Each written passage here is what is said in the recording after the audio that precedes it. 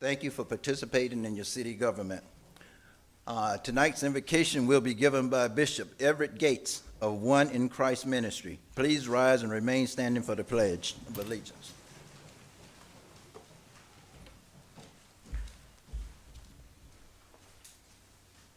Every head bow. Heavenly Father, we come before you to acknowledge you that you are sovereign, you are Lord God Almighty, and we are inviting you into this council meeting tonight. We understand and realize that we can do absolutely nothing apart from you. I thank you, Lord God, that you sit high and you look low. Yes. And Father, even as we prepare to bring Black History Month to a close, I thank you, Lord God, that American history, there would be no American history without Black history. I thank you, Lord God, that all people are created equal. And I'm thankful, Lord God, that you are Alpha and Omega. You are the one who reigns supreme. And everyone in this room tonight, even as we prepare to say the Pledge of Allegiance, it says, one nation under God, indivisible, with liberty and justice for all people. So I'm thankful, Lord God, that you are the Father of all of us. Yes. And I'm thankful that we're able to call upon the name of Jesus, because at your name every knee will bow and every tongue shall confess that you are Lord God Almighty. I thank you for the city of Clermont. I thank you for our mayor, our city manager. I thank you for our council members who are present and those who live in this great city, the champions, the choices of champions. Father, I'm thankful, Lord God, that we live in a city where we are able to express our freedoms. I'm thankful that we live in a city, Lord God, that we're able to lift up you and lift up one another. And I just speak blessings upon this city. Not only the city of Clermont, but the surrounding cities and the state of Florida. Father, I cover this congregation. We have gathered here tonight, and I just thank you, Lord God, that we are here to draw closer to you and to hear what you would have us to do to move forward in this city. We love you, we honor you, and we give you all praise in Jesus' mighty name. Everybody say amen, amen, amen, and amen again. I pledge allegiance to the flag of the United States of America and to the republic for which it stands, one nation, under God, indivisible, with liberty and justice for all. Amen. Please be seated.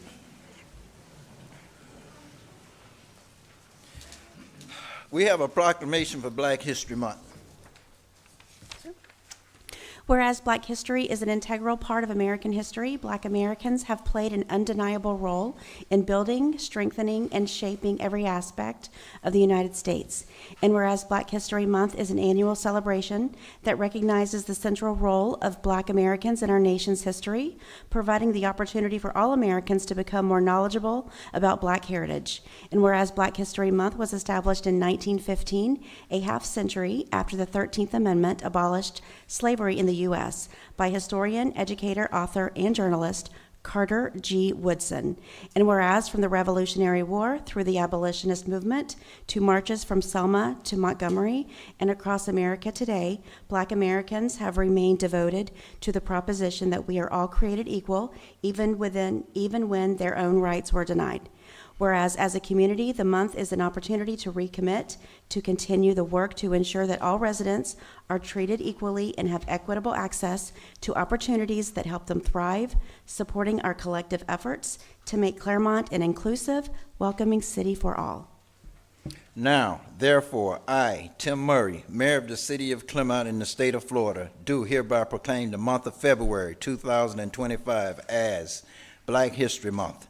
In witness whereof, I have hereunto set my hand and caused the great seal of the city of Clermont to be affixed this 25th day of February in the year 2025.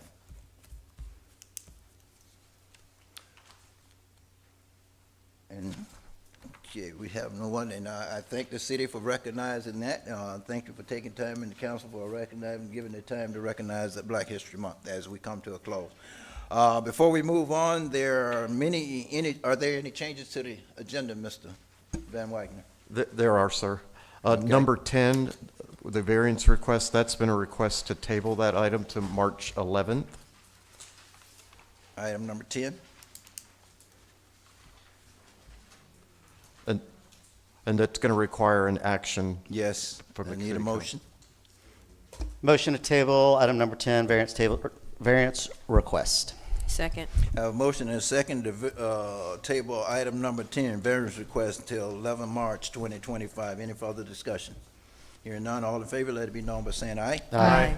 All opposed? Chair vote aye as well. Motion passes 5-0.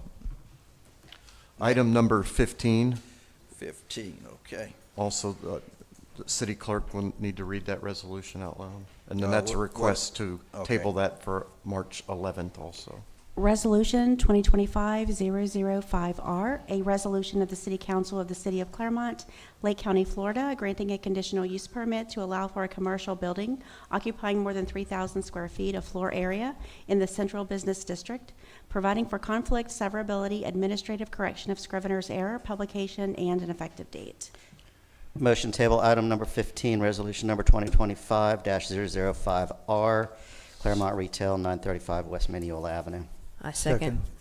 Have a motion and a second to table item number 15, resolution number 2025-005R. Any further discussion? Hearing none, all in favor, let it be known by saying aye. Aye. All opposed? And chair vote aye as well. Motion passes 5-0. Item number 17 is a termination agreement. This item has been withdrawn from the agenda and no further action is required. Withdrawn? Yes. Okay. Also, item number 18, the use license agreement. This item has been withdrawn from the agenda and no further action is required. Okay. Thank you. So 4 items.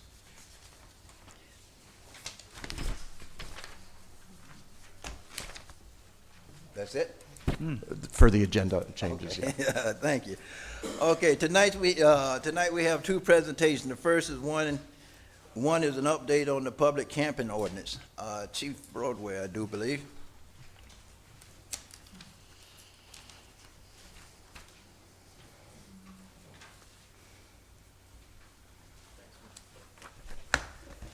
Good evening, Mr. Mayor, council members. Per your request, just going to provide you a brief update regarding our public camping ordinance. This ordinance was in effective January 2025.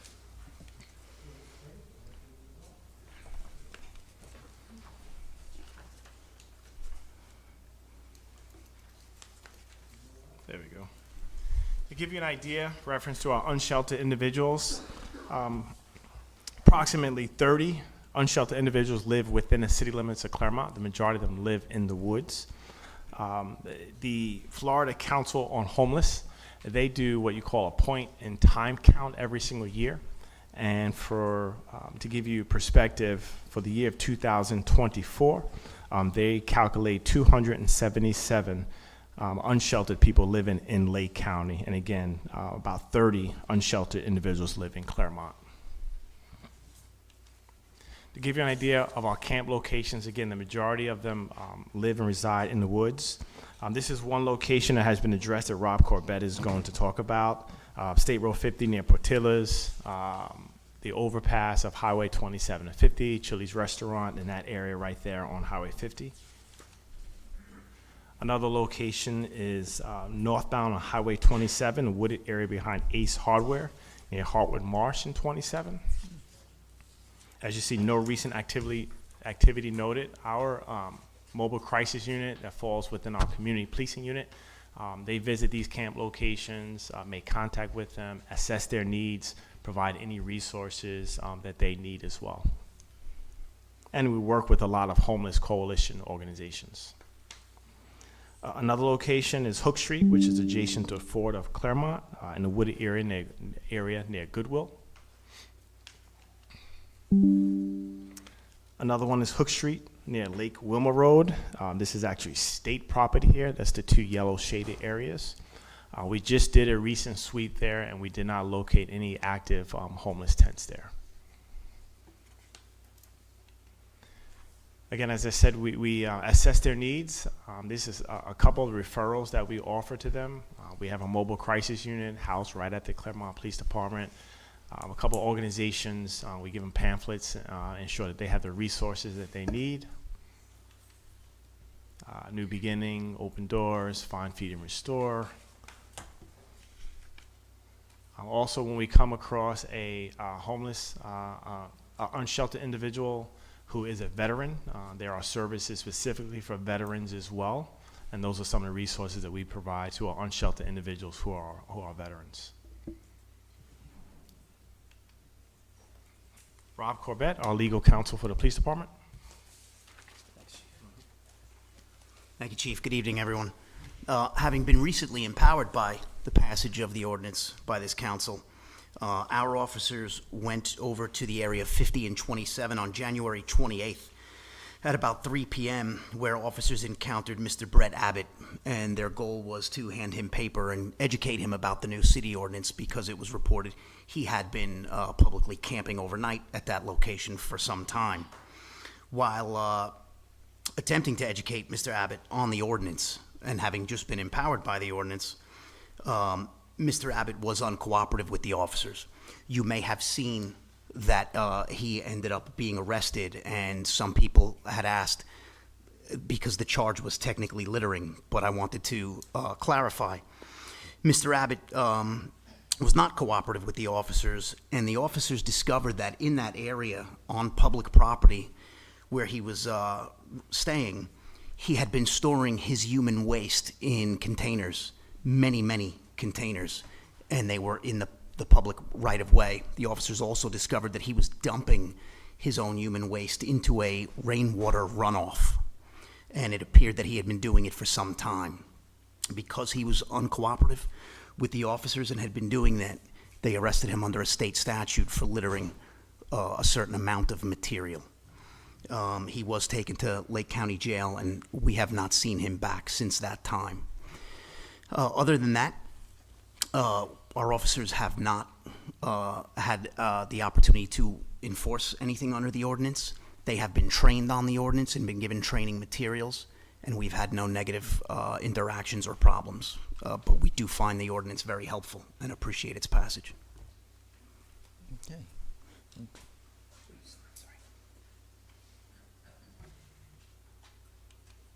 Any questions? Question. Anyone have any question? Thank you, Chief. Thank you. Thank you, Chief. So we've been had this a little over a month now, right? Yes, sir. January, I believe, 14th, the ordinance was actually signed. Okay.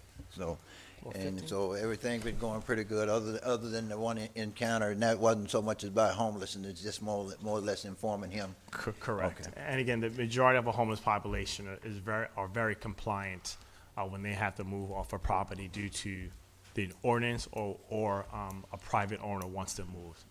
Okay. And I noticed in your report on Wilmer Road, the two camps down in the state, is no one there now?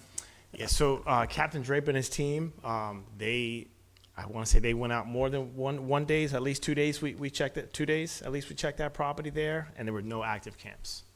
They were one of the heaviest camps a couple of weeks ago, wasn't it? They're very transient. Yeah. So when we went out there was no active camps. That's good. Yeah, That's good, yes, sir. 'cause that's the one area we were getting complaints about. That's So correct. They're clean now, that's good. I That's guess, correct. When we talked with them, they moved on somewhere else, so. Well, we appreciate everything you Yes, all sir. doing. Thank you, Mr. Mayor. Anyone else have any questions? No, thank you, Chief. Thank you, Council. Next presentation is the quarterly budget report. Mr. Scott.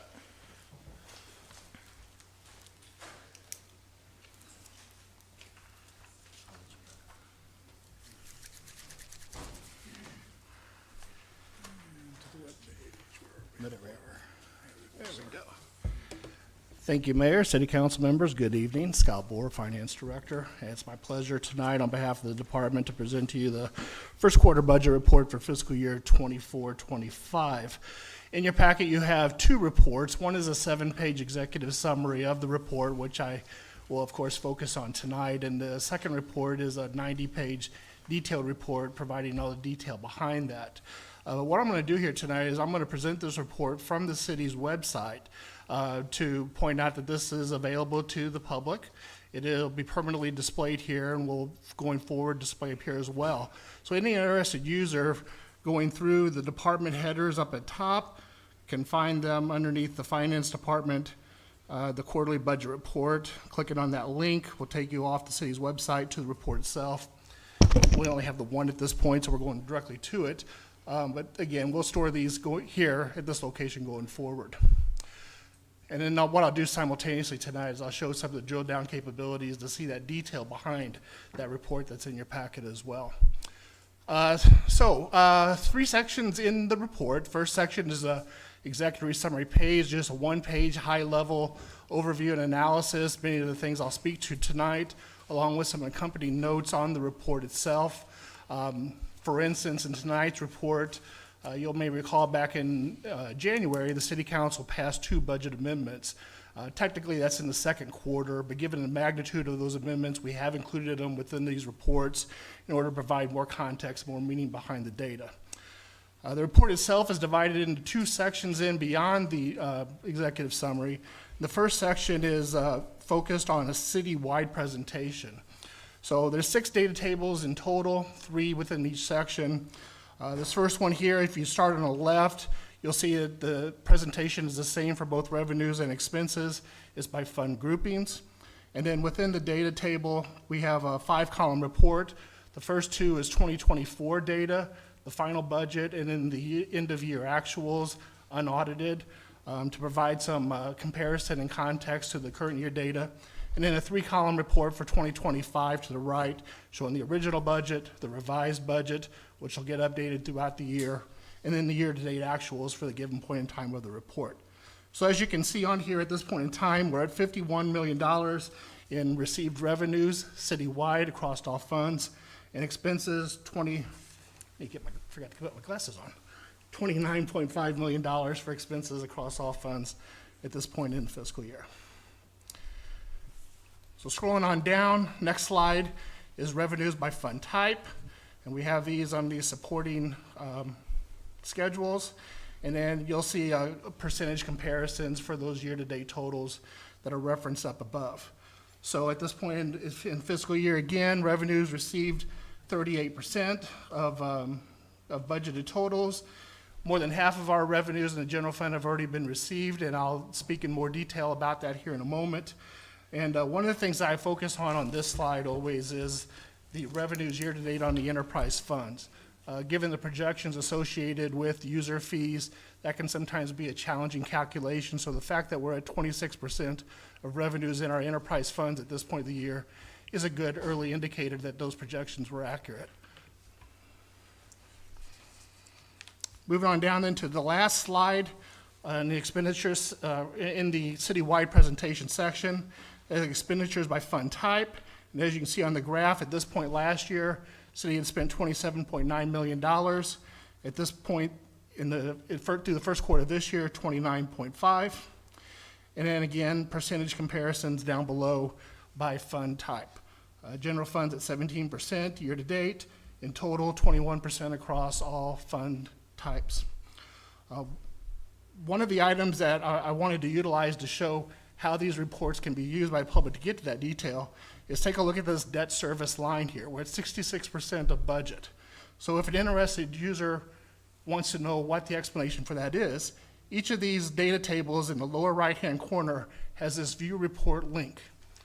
So if the user just clicks on that, opens it up, we make a couple corrections here to the layout for demonstration purposes. Here's that debt service at 66%. Couple clicks on these arrows here to the left, get down to them all the way down to the account level. And here you can see that we're at 100% of budget for 3 of our long-term debt payments. We've already paid the principal. They're due every year in December. That's what pushes that number, that percentage up year to date up into the 60%. And then there's our related interest payments. We actually make 2 interest payments a year on these, and we'll have a second one in June for these.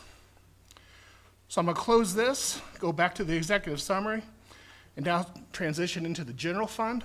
The presentation in the general fund section is slightly different. In the revenue section, I'm showing revenues by category, taxes, charges for service, fines and forfeitures, so on and so forth. And then down below, the expenditures by department group.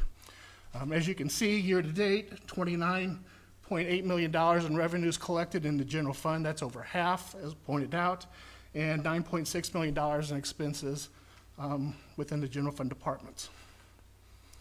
Again, scrolling down, we'll see that similar data table. And you can see, focusing on taxes, 71% of the taxes have been received. And I'm going to again open up this report so we can see some detail behind this. Make a couple of quick adjustments. There's our taxes. And if I click through that, you'll see ad valorem makes up 87% of all of our revenues in the general fund. And you can see there that of our ad valorem of 26.6 million, we've already received 23.3. So that explains why we're well above half of our revenues to date within the general fund.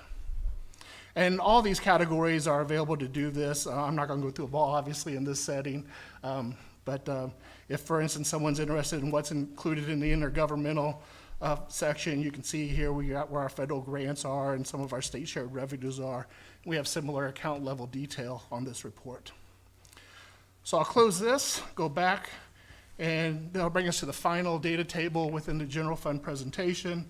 It has expenditures by department group. As you can see, year to date, 17% of our general fund expenses have been spent. All of our department groups are below 25%, obviously a good sign. I'll open up this report as well and see a little bit of detail behind general fund expenses. So for instance, if you want to see the divisions within public works, there's transportation and streets, grounds maintenance, fleet maintenance, so on and so forth. And then public safety is our largest group within the general fund. Year to date, they've spent 17% of that budget. It's comprised of police, fire, and fire inspection. I'll pick on Chief Broadway a little bit here. And when you open up these expense tables, you can see the breakdowns by account groupings within them. So there's your personnel services totals, your operating services totals, so on and so forth. And if a person was so inclined to see what Chief Broadway's, for instance, his budget is for postage, there's $3,000 budget. They've spent $400 year to date. Here's probably a more meaningful one a little bit further down where you can see, there it is, fuel, gas and oil, 17%. That's a significant budget item for them. Again, the fact that they're below 25% is a good sign. So again, in the interest of time, I'm not going to go any further with this, but if the public has questions about this, feel free to reach out directly to the finance department. We're glad to help you navigate this. But in summary, in terms of this Q1 report, you factor in the budget amendments, you factor in the seasonality impacts of some of our revenue streams and our expenditures. We're in good shape and right on schedule for the projections and the authorizations that council provided us. So thanks for your attention. I'll be glad to answer any questions you have. Thank you, sir. Anyone have any questions? I don't have any questions, but good job. The granular level that you can get into with this is amazing. So I'm pleased to see it, and it just makes life easier to be able to go in and look at those things. So good job. Thank you. I agree. I second that. And I just want to point out for those who might not be as familiar with looking at the financials, I want to reiterate, these are available online right now for anyone in the public to be able to click and get the answers to any questions that they might have on financials. And then to clarify, for those who are really nitpicky, like some of us who sit up here, these are actually reconciled financials through end of December, correct? Yes, through December, as you said. Yep. Yes. So these are actually reconciled with the bank. So I commend you, Mr. Boer. I know this was a very challenging road to get here, and I know it's just the tip of the iceberg, and I'm excited to see what you and your team can do. We have a dedicated and skilled team who's come a long way over the last year. Our budget manager, Kyle Pride, is the driving force behind setting up this platform. And as you just alluded to, we're really excited to show some additional features of this going forward. So thank you. Scott, thank you, and thank your team for us for doing such a good job and working hard for our citizens. Thank you. Thank you. It's a labor of love.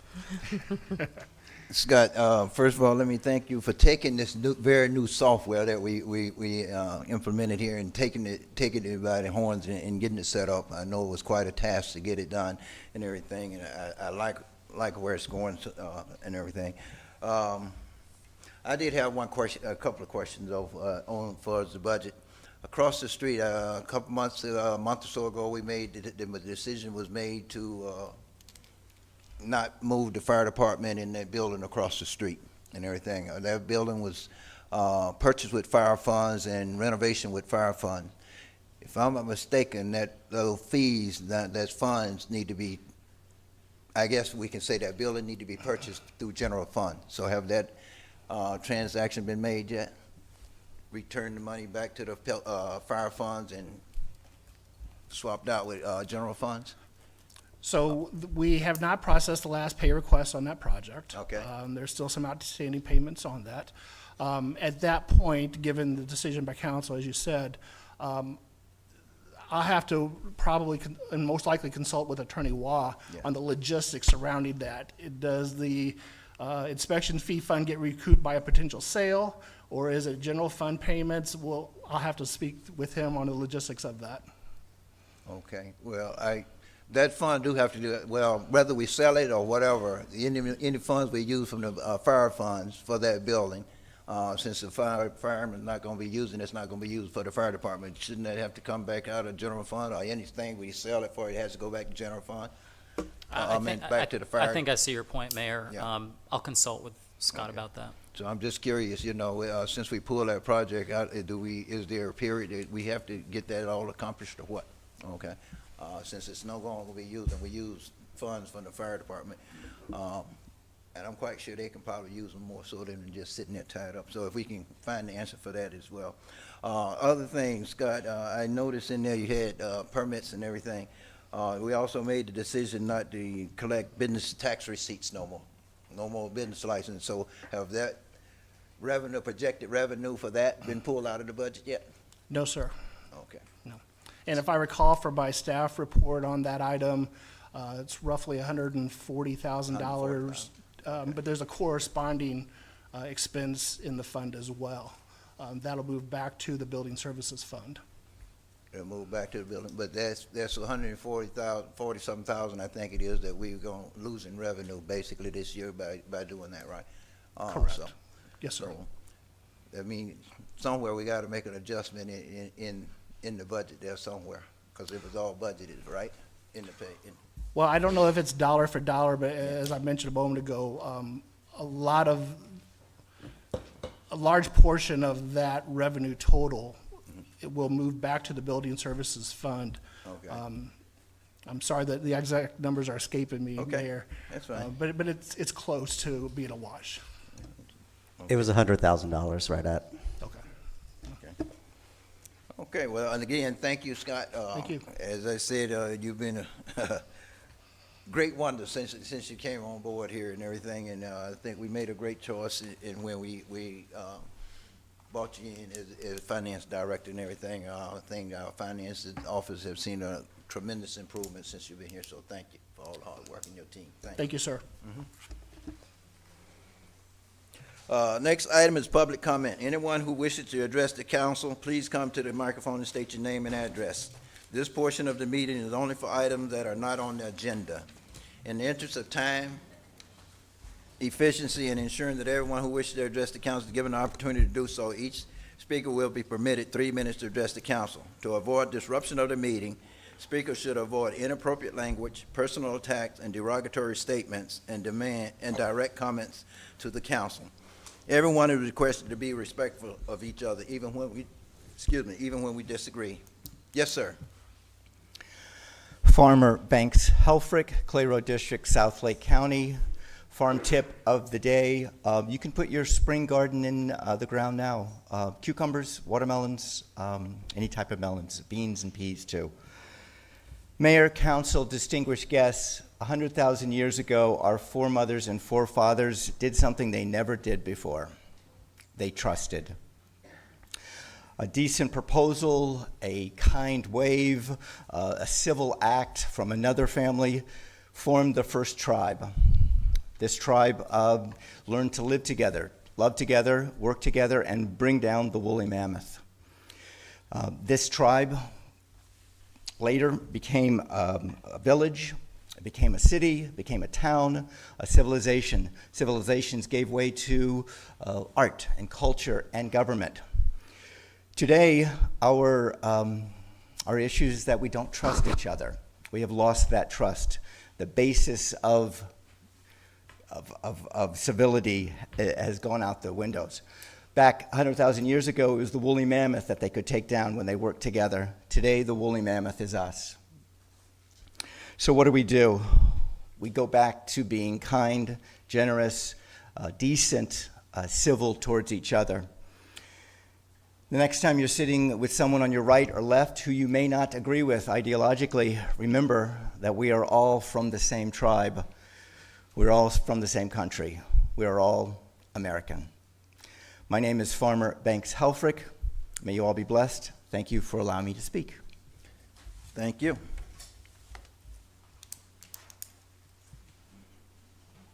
Yes, sir. Hello, everybody. Tom Bennett, Clermont Fire Department. I just up here just to kind of give you guys a thank you to everybody sitting up here right now. Really appreciate the support we're seeing. We're seeing a lot of problem solving.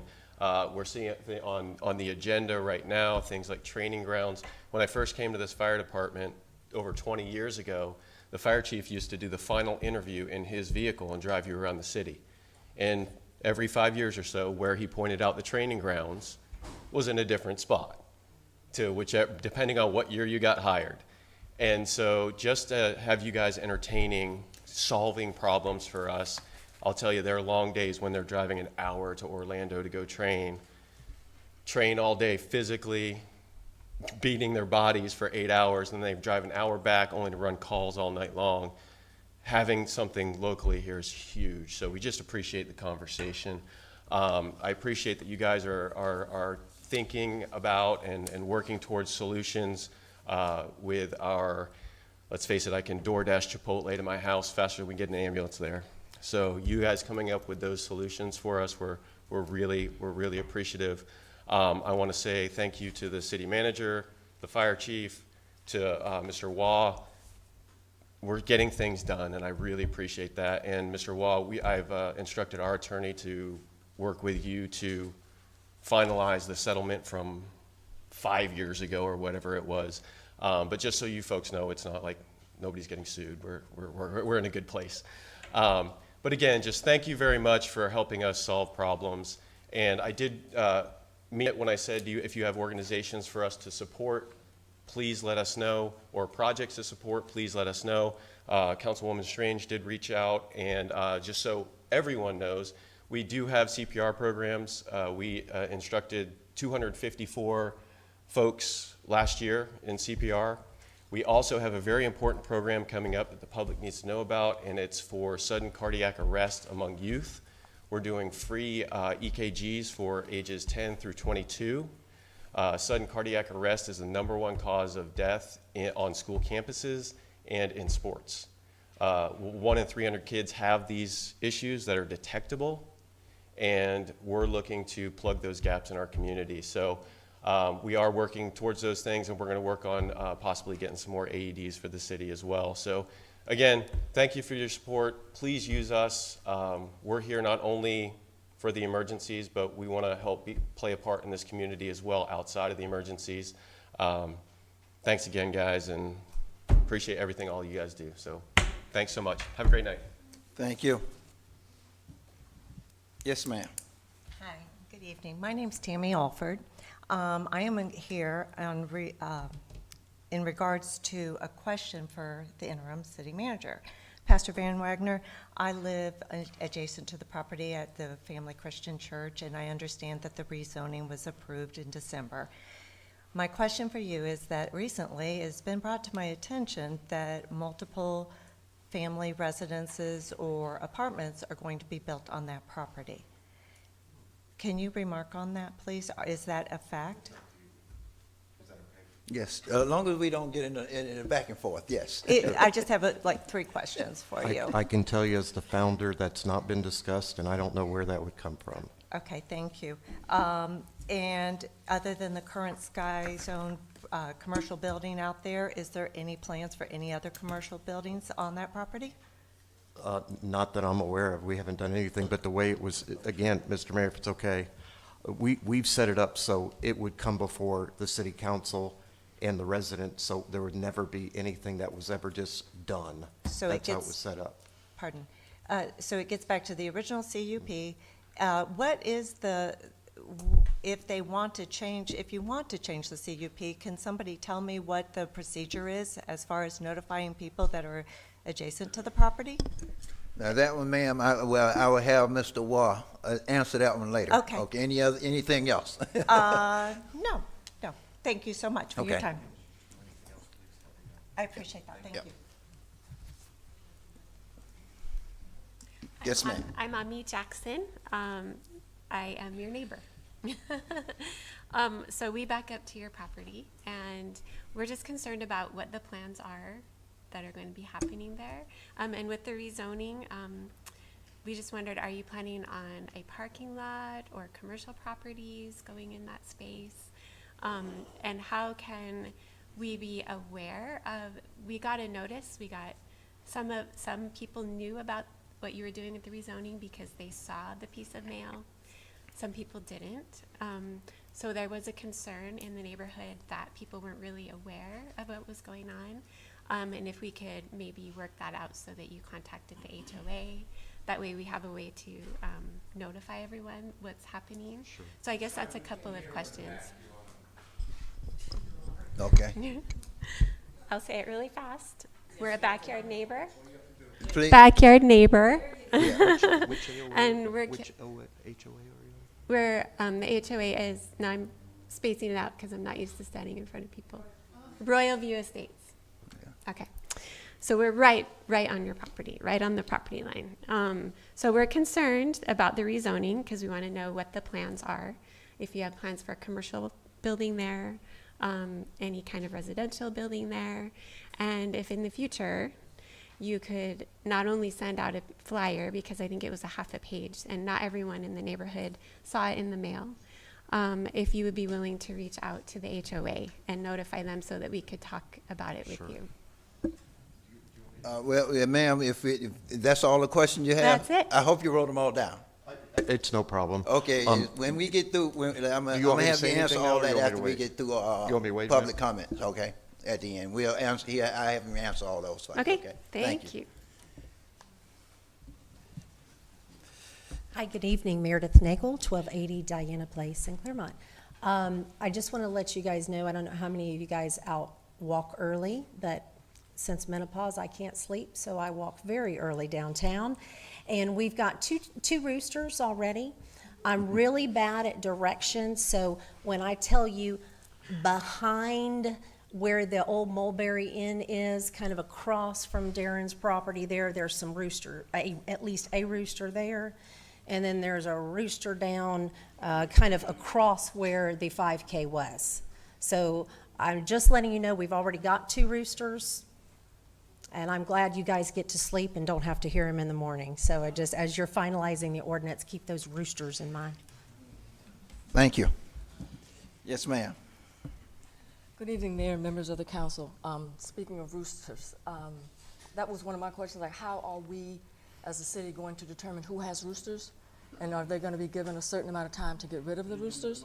Oh, I'm sorry. How are we going to determine who has roosters? And is there going to be a certain amount of time for them to get rid of the roosters? When we were at the honoring the fallen, there was a rooster that was constantly going, interrupting the speakers, right? So somebody in that area over there has a rooster. So that's my question, how are we going to do that? My other thing that I wanted to do, I wanted to commend Chief Broadway and the Clermont PD for a phenomenal event with the Honor of the Fallen Heroes. It was a sellout. It was a good group of people. People came together for a cause. Next year, I hope to see you all out there either running or walking to celebrate fallen heroes. And the third thing, again, recognizing Mayor Murray, Chief Broadway, and my uncle Willie Montgomery. They were honored at the Montgomery Center of Excellence Black History Program the other Sunday, and recognizing them for being the first African American in those positions. It is my hope, as I say in Paula's Perfect World, that one day that we would not have to signify Black history in the month of February, that we would not have to signify women's history in the month of March or Hispanic history, that we would recognize all history and all contributions to the state, to the city, and to the country. I do believe that one day we will get there to where everyone and will be recognized and acknowledged for what they bring to the table. And I hope that we, the city of Clermont, can start being the example. As the pastor prayed, coming together, as the first person that spoke, coming together and recognizing our differences, respecting our differences, but still moving forward to make this society a better society. The Montgomery Center of Excellence said that they were redefining DEI, determined, empowered, and inspired. Determined to work with every individual that wants to lift themselves up, empowering them with the skill set to do just that, and inspiring those who one day may want to be a mayor or city police or the postmaster. So that is my goal, that is my dream, and I believe that one day we can achieve it. Thank you. Thank you. Yes, ma'am.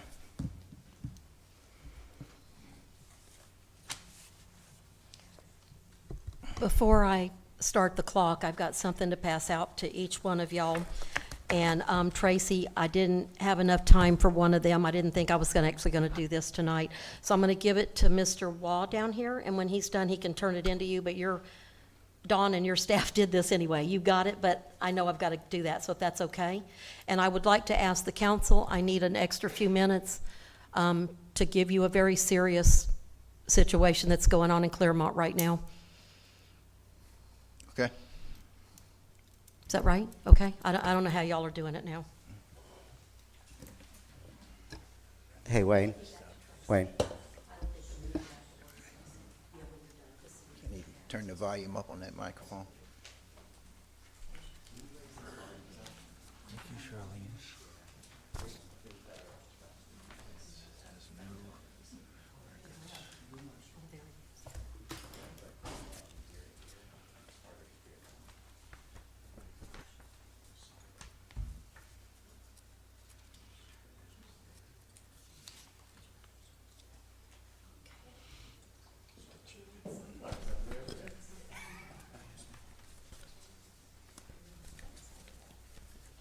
Remind me of your full name.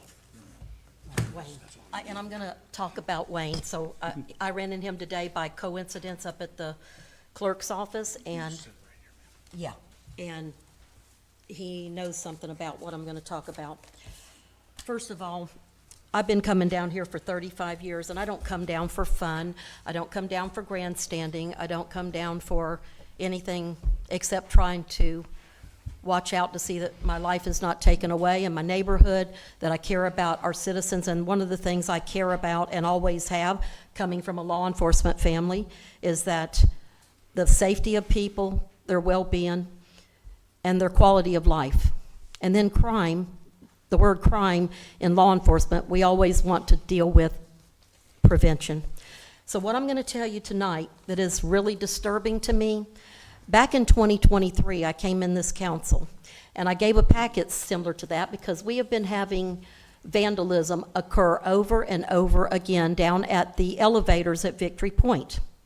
Now, to the four of you that are new, that would be Peterson and Myers and Howard and Strange. You were not here, and the two of you, which I'll just call you, with Todd and Chandra, you didn't have any power the next year after you got elected because you were outnumbered here.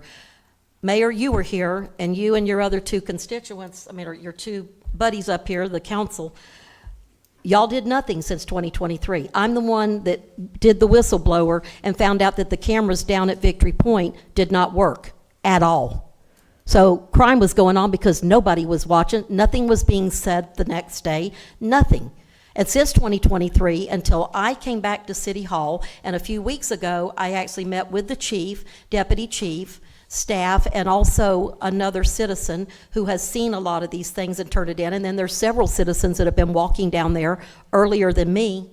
This keeps recurring. And what should be shocking to y'all and why I'm here tonight, we have the capability of these cameras for them to be monitored in real time where our cops could come and catch them in the act. But nobody has done anything under that past administration. Talked to Boltai several times. No one did anything. And here's my concern. Knowing what I know in law enforcement, I've ridden off and on through the years, starting in '78, on the DUI unit with Orange County Sheriff, a little bit with OPD, just a volunteer.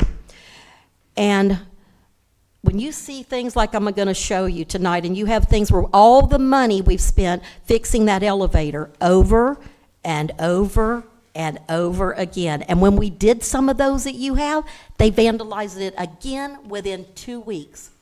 $6,000, $3,000, this and this. And I believe because I'm tired, I didn't want to be here tonight. I've been drowned 3 times like everybody else in the past day or so. But I thought now is the time. Because what I want you to know, you think that this is petty stuff or they're damaging the elevator, but somebody goes and walks up on them. I'm concerned that a woman is going to be raped, murdered, beaten, maybe some elderly people, we don't know. One of these wasn't even real late.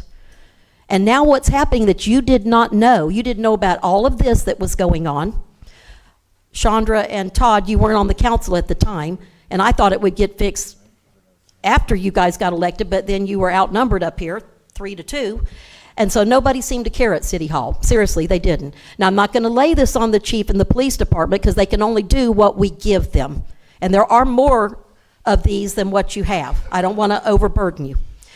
But here's the deal. They find out the next day, later on. That's too late when you've been mugged, raped, or murdered. And I'm putting it on the record tonight. I actually ran into Mr. Waugh in the parking lot today. I probably look a little bit better than that, don't I? And I was looking pretty rough in the rain. But I'm putting the city on notice. Once I told you this tonight, this city is obligated to protect our residents. And you're going to find out Mr. Morgan and Mark Neatjane, Howard Marks, Mark O'Mara, all the big guys that do this kind of stuff when we don't protect our citizens. I know there can't be cameras all over the city, but we've invited people at this downtown. Now they're going walking. We have people out on the trail, and I care. And I could do something about it tonight. I'm using my voice to say I'm outraged, I'm disgusted, it's deplorable that this past council and that city manager did nothing. Good riddance. They should be gone, and he should be gone. And so now I've got 4 of you up here. Mayor, maybe you can jump on this and you'll finally want to step up and do something because you're here for the citizens, not about politics, not running around spreading lies or anything that's going on with this stuff here. You need to take care of our constituents. And what I want to ask y'all, first of all, number 1, you probably need to shut the elevator down. And I'll tell you why. Because it's going to continue. It's been shut down more than it's ever been open. I've never been there when it has been open. All I've seen is crime scene tape and yellow tape. And here's the deal. If you don't know that, and those of you that are new, well, it's ADA. So there's stairs and an elevator's there, so because they have to be able to get up there.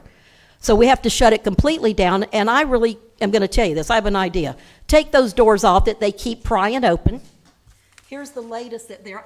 I just asked the chief.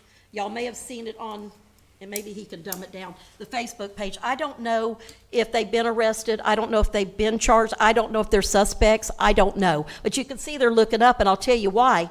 Because they know the cameras weren't working. They didn't know they're working now, but they don't work till the next day. Too little, too late, people, for crime. I'm telling you, I come from a law enforcement family. That's not acceptable. So what we need to do, we've got a $9 million surplus, I know. Ms. Strange, you helped find it 2 years ago, didn't you? Yeah, you, me, Cindy Davis, and Danny Page, right? And then we had some people listening. So we found that.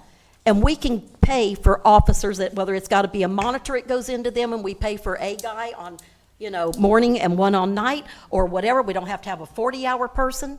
But I think we need to shut this thing down because it is nothing but a ruse anyway. I was here the night that it was incepted, and they tried to push it through to make this thing about,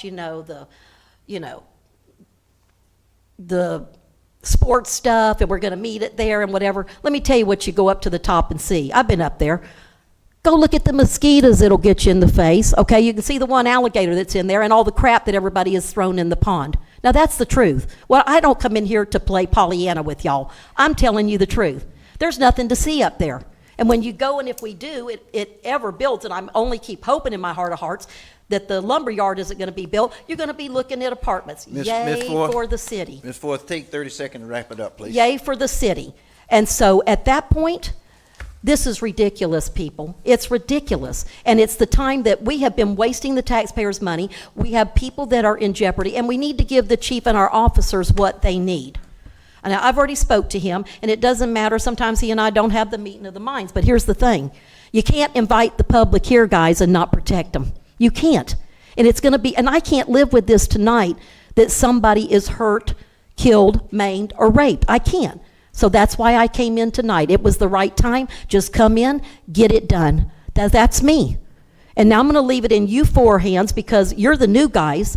I believe that you will do something. I believe we've got the money anyway, and I don't care. We need to let our officers be out there doing real Thank you, crime. ma'am. Thank you. Excuse me? Thank you. Is there a time on that? Ma'am, you've been going for about 8 minutes now. Oh, Okay. yay, Mayor. And Okay. I'm a constituent. Is that in the record that you can't finish up? It's 3 minutes. I asked you to wrap it up over 30 seconds ago, okay? We allowed you extra time. Okay, so I'm not we gonna can let you sit see. there and ramble all night long. I'm not okay? rambling, but you do. All right. And said we have to sit Thank here you, and listen ma'am. to it. Okay, so let me tell you, I'm glad you did that, Mayor, because the public can see that this obviously is not serious enough to you. But it is to me. This is not funny. I came in here to have a presentation Thank to you, show ma'am. you, and I'm Thank you. done. Now, I will look forward to hearing from y'all in the next couple days and see if we can get some help. Thank you so much. This is public comment. Anyone else in the public wish to talk about anything that's not on the agenda, please come to the microphone, state your name and address, and have 3 minutes. This is public comment. Anyone in the public wish to talk about anything not on the agenda may come to the microphone, state your name and address, and have 3 minutes.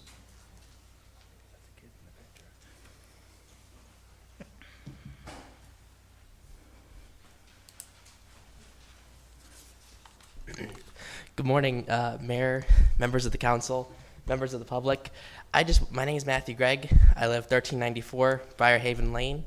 I just want to introduce myself. I'm a student at Lake Sumter State College. I've been born and raised at Clermont. I am a member of the Student Government Association, and I'm here today just looking forward to learning about the city, how the city council process works, the work you guys do, and being connected in the community.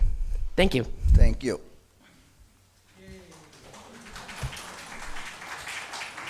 Anyone else? Anyone else? Seeing no one else, I close public comment. This time we will begin our reports. Mr. Van Wagner. Thank you, Mr. Mayor.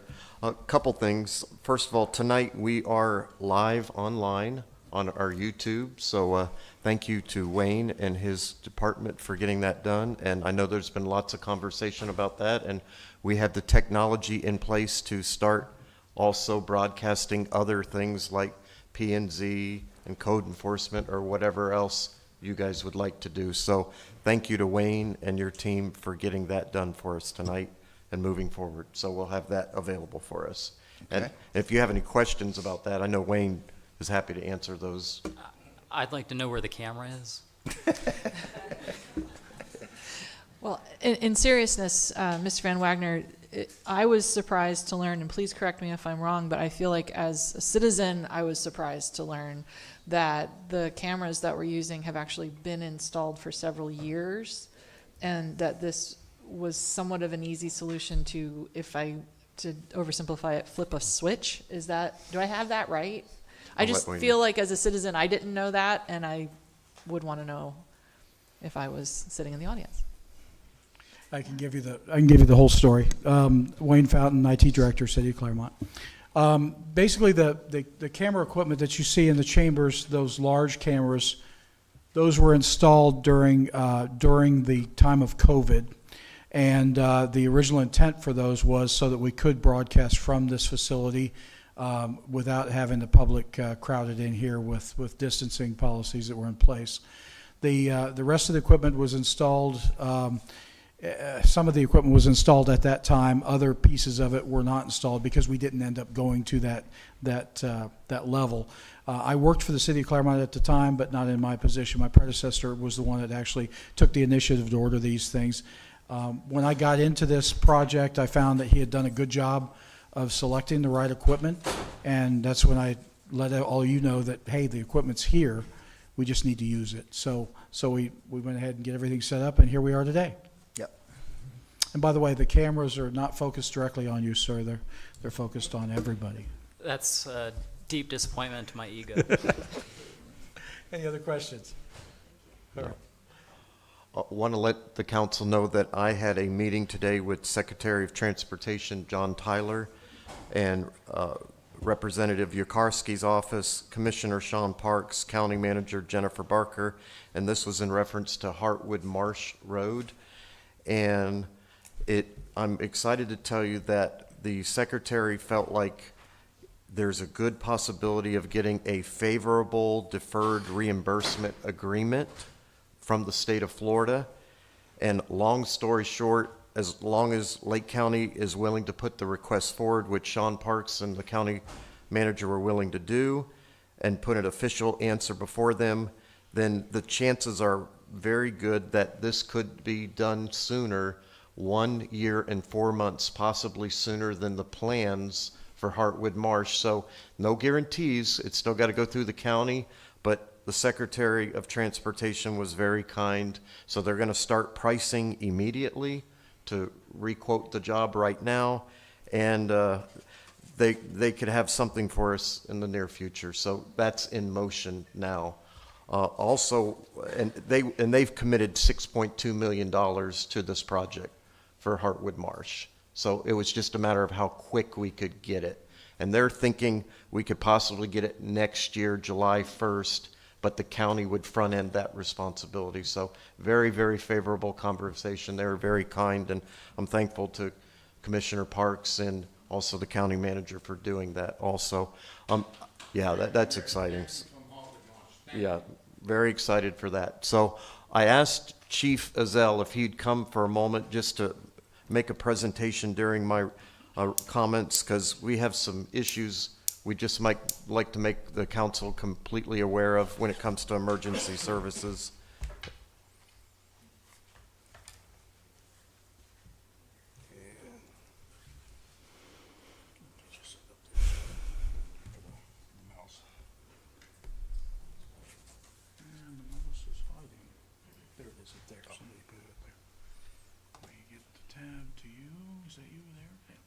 There we go.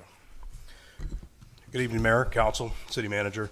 I just wanted to speak for just a couple minutes to go over the results of our 2024 data.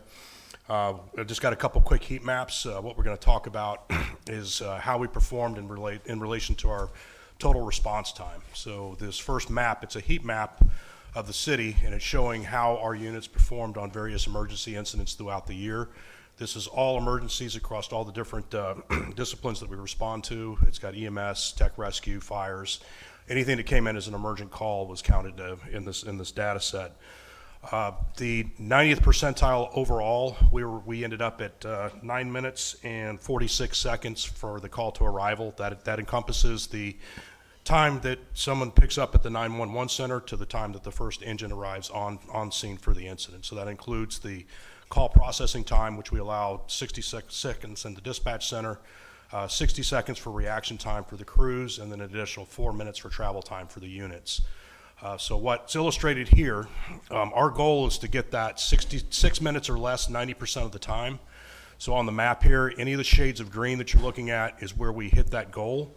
Where you start to see the yellows, the oranges, and the reds, that's where we're exceeding that 6-minute threshold. And it just highlights some of the areas where we have more challenges within the city. You can see up in the Verde Ridge area, the eastern portions along Hartwood Marsh is another area where we have some challenges. And because we're still working on getting the GIS layers built in, the data for the Wellness Way area did not show up on this map, but that is also, if it was shown here, that would also be a red area on the map. So we know those areas that we have some challenges with. So the next map, we're getting a little more granular. We wanted to look at the one element that we feel has the most impact on the response times and where we're having the biggest challenges, and this is dealing with our travel time. So on this map, what we're looking at are the sections that are green, either light green or dark green. That's where we're hitting the travel time goal of 4 minutes or less. When we're getting into when the yellow, orange, and red, that's indicating areas where we're exceeding that 4-minute threshold. So it's again showing those areas, but it's also showing some other areas where we're having some challenges. The one thing with the travel time element, this is something that's largely beyond our control. You know, the trucks are driving as fast as they can drive, and as we continue to have more growth, more development, more traffic, we're going to see even slower times on the responses. So this is where we're looking ahead, kind of forecasting, you know, what can we do to address these different issues. Some of the things I can share with you that we're looking at, we have talked with Mineola. Their station that's just north of our northern borders. They are looking to vacate that station sometime in the coming weeks. They're very close to completion on their station that's at their City Hall location. At that point, their chief has indicated that they are amenable to us putting a unit in there for coverage within the Clermont area. We're also having discussions with the Crossings Church, which is right across the street from Verde Ridge. That's the red area right at the north end of our district. They are amenable to having some discussions with us with the possibility of the acquisition of property for a future fire station or even a location to put a unit at. Another thing that's in the works, I know the county is working on, I believe they have 2 more parcels along Friendship Road where they have to acquire right-of-way to extend Ray Goodgame Parkway down to Johns Lake Road. I know eventually it's going to go from there into Heartwood Marsh. What we're looking at there is that's going to open up a corridor for our Station 4 units to be able to respond down to that area, and that's where we're looking at that eastern portion of Heartwood Marsh, where that'll be addressed. And then the last area before I get to there, the Station 2 renovation, part of that renovation is going to include additional quarters for putting an additional unit in there to assist with responding. And then the last piece is the Wellness Way, and we have been having active conversations with Olympus in regards to getting the property for the fire station acquired and in the city's name. So those talks are going very well. We believe we are at a point where we have an agreement, and we're just waiting for that document to come back from Olympus for final consideration. So I just wanted to share this, show you where I just want to be completely transparent and honest with some of the challenges we're having. Give you an opportunity to ask questions if you have any, and just letting you know that we would like to hit that goal all the time, but when we don't hit the goal, we're looking at ways of how can we hit that in the future. So if there's any questions, I'll be glad to entertain them. I just want to thank you for all your hard work. I think this is one of the most important things that we'll be seeing, that I'll be seeing during my term here. And so when I moved here 20 years ago, we had a 6-minute response time. And so when I sit up here and I see that most citizens in Clermont are looking at 9 to 10 minutes response time, that weighs very heavily on my heart.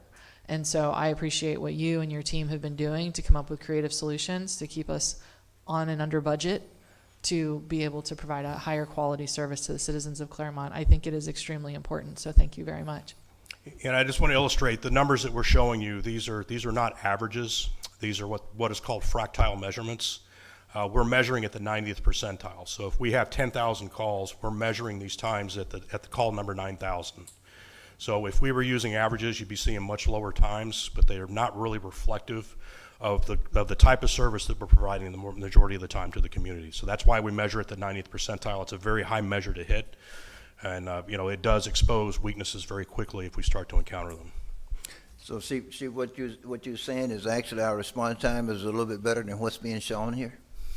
No, I'm saying if we were to show you averages, the numbers would be lower because it's going to show you the middle of the bell curve. Okay. What we're showing you is the 90th percentile, and that's a much higher element to hit. Okay. Well, as Ms.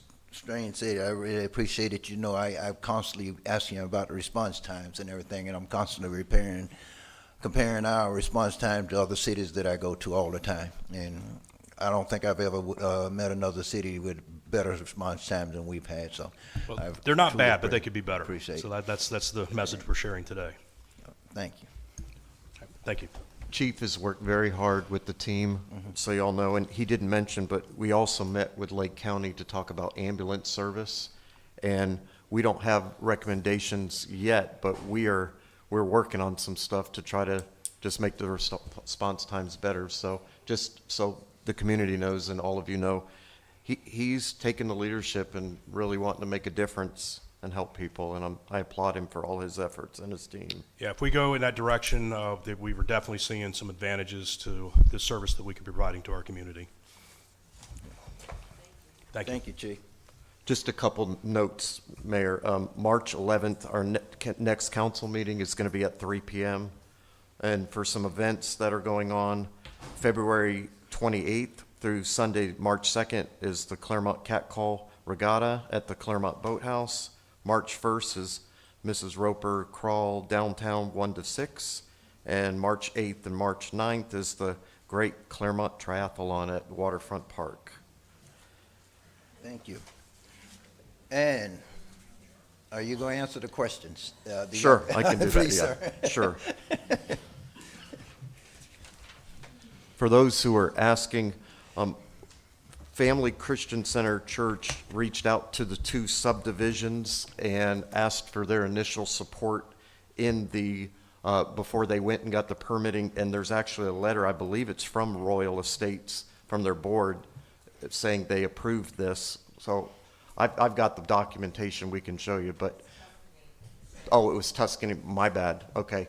So we did contact that group and let them know, and they supposedly sent that out to the entire housing development as well as the city sending out their mailouts, but we'd be happy to provide any information for you that you may need.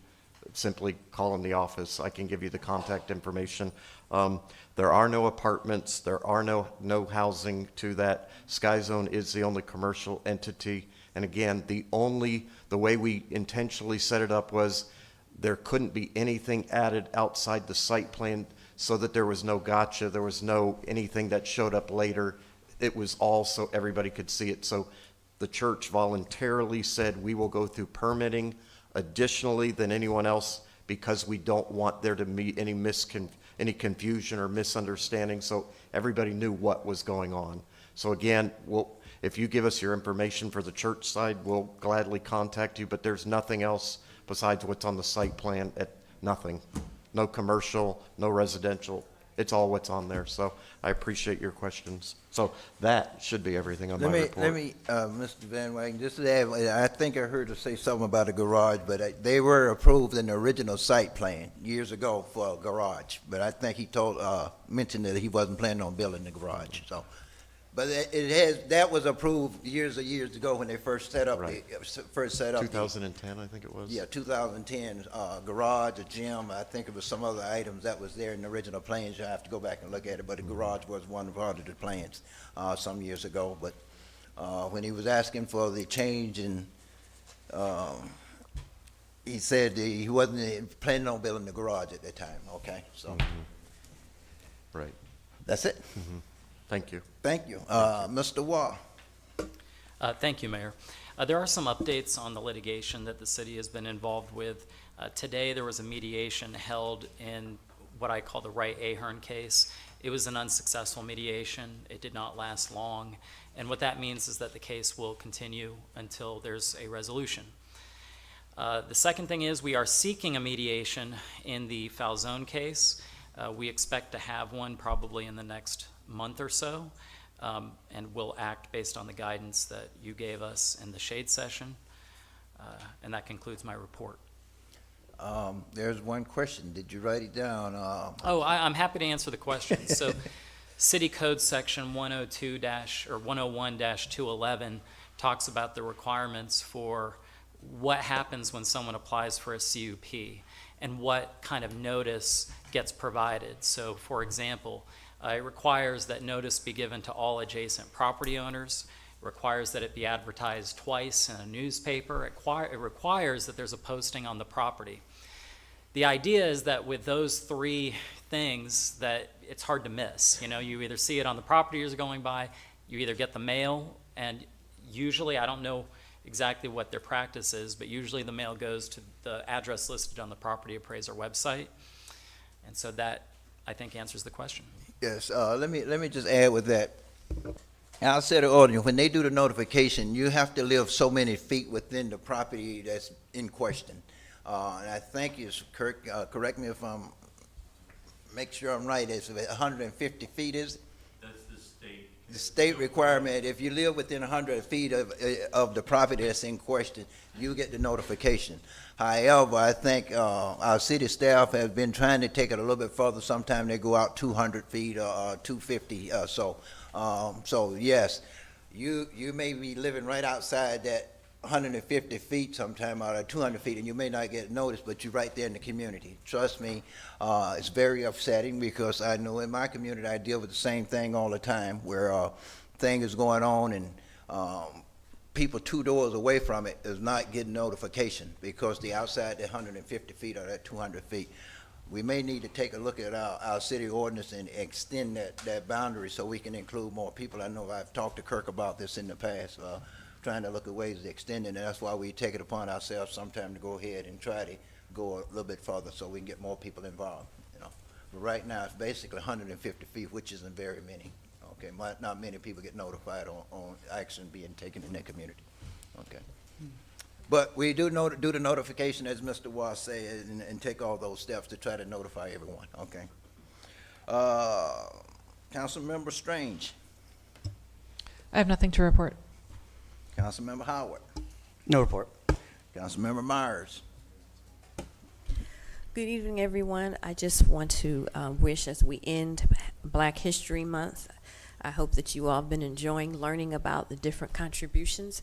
And the person that people I would like to highlight, or is very near and dear to my heart, are my late great-grandparents, Harrison and Mattie Phillips. They were the first Black-owned dairy farmers and to have their own grocery store in North Birmingham in the 1920s. And I look forward to hearing what everyone else has to say about Black History Achievers. Thank you.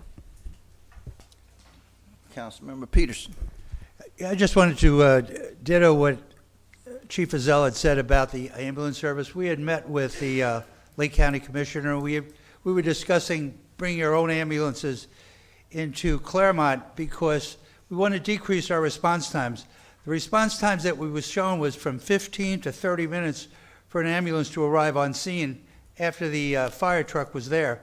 Granted, the fire truck has a medic on board and can stabilize the patient, but response time is an important thing that we need to address. So we're really working on getting ambulance into our system, and I think you got approval from the commissioner. Right. So I think we're on our way to do this. Thank you. Thank you. Now for my report. Let me go back to the Rooster, and I was down at the Fallen Hero, which, by the way, Chief, it was a fantastic event this year. I enjoyed participating, enjoyed walking, as I always do with that event. I was truly amazed at the number of people turned out. When that race started, I was standing in the back when everybody started out, and the whole road streets were just filled. I'm quite sure there's over 800 people out there running this time around. So if you haven't participated in one, please come out and join us next year. It's a great, fantastic event, a good evening to walk or run, whichever one you prefer. I usually walk myself, but I think the police department, again, for the fantastic job they did on organizing, and we had people from everywhere. I met and talked to people from Orlando, Kissimmee. I think I even met one from Daytona this time. So people came in from all over the state and to participate. And somebody told me we actually had somebody here from Miami area, so it was fantastic. But one of the things that disturbed me, as it was said earlier, was roosters. As we talked about the ordinance for chickens the other week, I remember that was my biggest concern was roosters and how we're going to do, what we're going to do to control them. We had nothing in the ordinance other than say they're not allowed, but how you going to control them?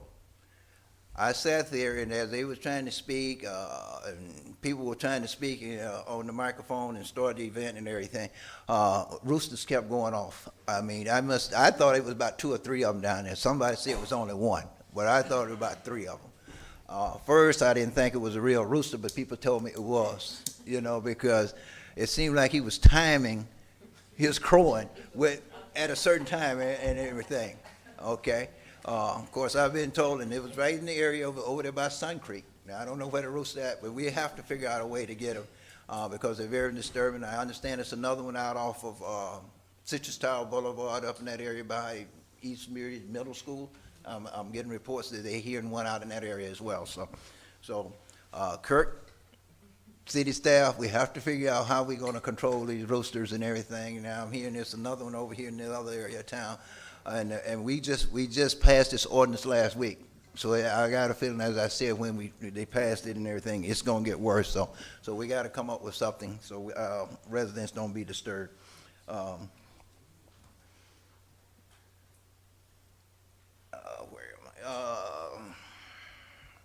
Thank you for the live broadcast, Wayne. I know we have been working on things on the live broadcast, and I know we had the proposal from Mr. J. Myers and everything, but we was trying to look at everything and make sure we were legal with everything, Ms. Strange. That's one of the reasons it was taking us so long, because we were afraid of the legal ramification and everything, but I think we got all that worked out, because we do have to store everything and all, so, and I'm more apt and more pleased to have it done in-house, because one of the things he didn't tell you, on this capability with us doing it in-house, we can not only just broadcast from here, we can broadcast from any facility we have within the city by doing it in-house. So it may be even an opportunity for us to make money, because if we got somebody performing and doing something in CPAC, City Center, and want one of their event broadcast, hey, we may be able to charge them a little fee and do that. Okay, so that's the one reason I'm glad to have it in-house as well. Let me talk about Victory Point. Ms. Forth talked about Victory Point. I am very concerned about what goes on in Victory Point. That tower that she's referring to down there, I don't know how many of you were around here when Victory Point was put in, and I question the significance of that tower, because it's just sitting there, and I'm like, why is this thing even sitting here? But that was a part of the deal. That tower had to be put in order for them to receive, I think it was $4 or $5 million in grant funds. Yes, it was. That's why it's sitting there. And I'm still trying to figure out the purpose of it, okay? May I be recognized? Yeah. So my children actually do climb up that tower, and they enjoy it, mosquitoes and all. It's something fun for them to do. I'm curious, authentic question, which department actually is responsible for the maintenance, because I could see it being any number, maintenance and also kind of oversight of it. Is it Public Works? Is it Parks and Rec? Public Services usually take care of the maintenance down there as well, okay? So I think it's worth, I understand the citizen did not necessarily agree, or at least that's how I heard it, but I do think it's worth having our department heads get together and come up with a proposed solution for how we can use that space. I have actually seen the elevator work over the years, and it is extraordinarily slow, but I think it's intended to be an ADA elevator. So I think we have really intelligent folks in our departments, and I think part of the problem is it crosses over multiple departments, because it's kind of a public Parks and Rec thing, but it's a Public Works thing, but we need the police to be overseeing it. So we have park rangers. I think we have a lot of resources available to make this a functioning space for the citizens. And I would like to see, if possible, within a reasonable time, a report from our city manager on a solution to that, the damage and the potential liability or risk of that facility. Here's my proposal, and it's going to Mr. Watt, Mr. Van Wagner. If you all are good, go back and look at the original planning of all that and the grants that was authorized and everything. And if there's any way we can go back and take that tower, I have no problem with the tower coming out. But my understanding, that tower was put in there because it was a part of the large part put in there as an agreement to receive a large portion of funding down there, and that's why it's there. I still don't understand why. What's the significance of it? It's just sitting there and everything. And we do have a lot of problem with the elevators. They're constantly being broken and everything. And it take us months and months to get them repaired at times, okay? As far as the cameras go down there, we did take that concern. Matter of fact, some cameras wasn't working, but one of the reasons you have, most likely have these pictures now is the cameras we had installed that overlooks the Victory Point when we paved the parking lot down there. That was one of the things we did. We installed the cameras there, and that's probably where some of these pictures that you just got in your package come from and everything. And yeah, the pictures can be live, but we cannot afford police officers to sit there every day, okay, 24 hours a day. That's why the cameras, you can go back and you can look at this and you can view the cameras, you can see whatever's going on. The police department can pull the camera, pull the film, and they can do their investigation to go back and take action from there, just like they do in other investigations in your communities and everything. I have, for example, at my home, if something happened out there, the first thing they do is knock on my door and ask me if I have a camera. Yes, they take the camera and they do the investigation from there. So we did take action, okay? As a matter of fact, the action we was taking, they was down fighting against what we was doing, okay? The same people complaining was fighting, but they didn't realize, but at the same, because we were doing the parking lot, they didn't want the parking lot, but there was more to it than just doing the parking lot, because we were adding cameras and everything as well. So we have not only Victory Point, we have Historical Village and everything under surveillance, which we was also having a problem there. I have a very big concern, not just about murders and rapes there, but all over the city of Clermont. There's that possibility all over the city, not just in Victory Point. So my concern is all over, and that's why I'm always asking the chief to get up to his, if he can get up to his manpower authorization, it'll be great. But that's the problem. We may have the funding, but we do not have the manpower to do a lot of it, okay? Well, Mr. Mayor, if I may, just in the interest of time, I know we haven't started yet, and it's almost 8, are you comfortable, or how does the rest of the council feel about having staff bring us a presentation or a proposal or recommendation? And honestly, I'd like to see them engage with some of the businesses and property owners downtown in this to come up with, is there value to that? How do we fix it? What are the issues? What are the solutions? And I think that, again, we have extraordinary staff, and I'd love to hear from them with a suggestion. I mean, I think we need to know, is this an incident, a single incident there, or is this ongoing? And if it's ongoing, like we had them put the traffic cameras in to see how fast the cars are going. Maybe they can do something, you know, I know we don't have manpower to have somebody there all the time, but if somebody's there, that'll curtail that from happening, and maybe like not every Monday at 6, but you know, it could be ongoing different times. You know, as you said, we need to get everyone involved with this. I don't think this is the time or place to make a decision as to how we're going to handle it, but I think what we need to do is to get a handle on it by getting everybody involved. As I stated earlier, I was asking Mr. Waugh and Mr. Van Wagner to go back and look at all the requirements that we have to provide down there in the contract. And when this Victory Point was first done, and at that point, when they come back, and if they say we can take it out and not have to pay back money, hey, we can take out the tower or whatever. But I think that's the first step we need to do, is see exactly what was agreed upon in Victory Point and everything, because it was some $30 million project, and there was a lot of money went in there, and a lot of different agreements and stipulations were put in there. So that's the first thing we need to do, I think. I do think it's good to know what the history is. But I would not, as I sit here today, be in support of taking it out. I think I'd rather come up with a solution to keep it. Ms. Myers, do you have anything? I agree with looking to see, because I could have swore last year when we had this brought up that we were told that we would have to pay that money back. Yes. Yeah, we took And it was a significant amount of money, so I do not want us giving any money away.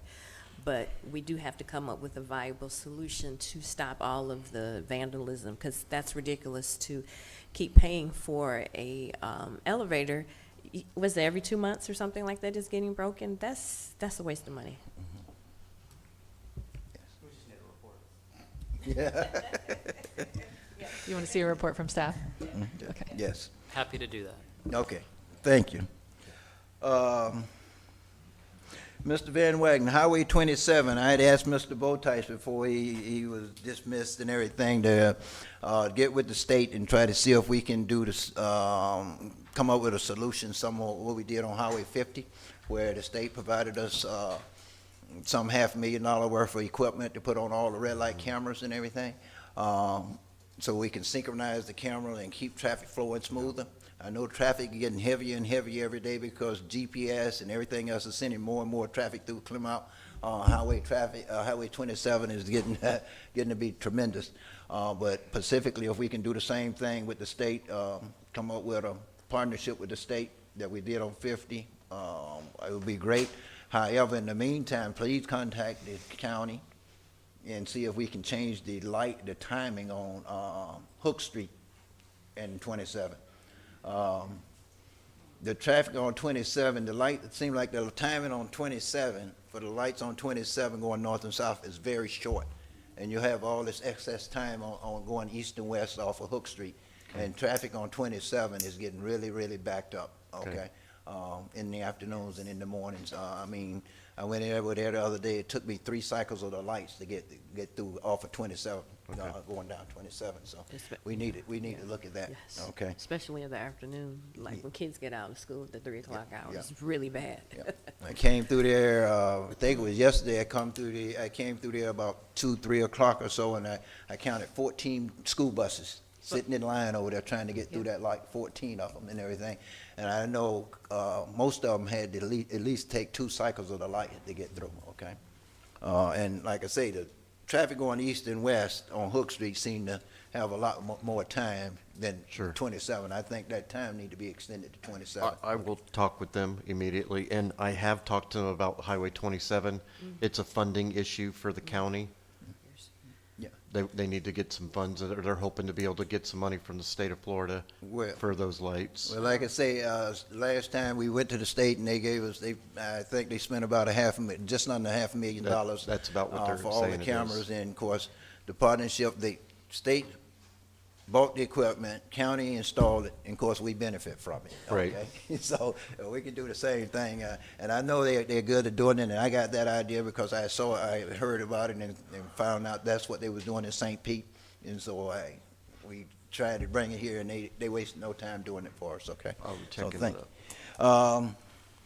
Other thing, Mr. Van Wagner, I know I keep telling you this and everything is the agenda. The agenda is your responsibility to make sure we have a functioning and a good agenda. It's not the council's responsibility to put together the agenda. It's your responsibility. You are the acting city manager. We paying you very good to do that.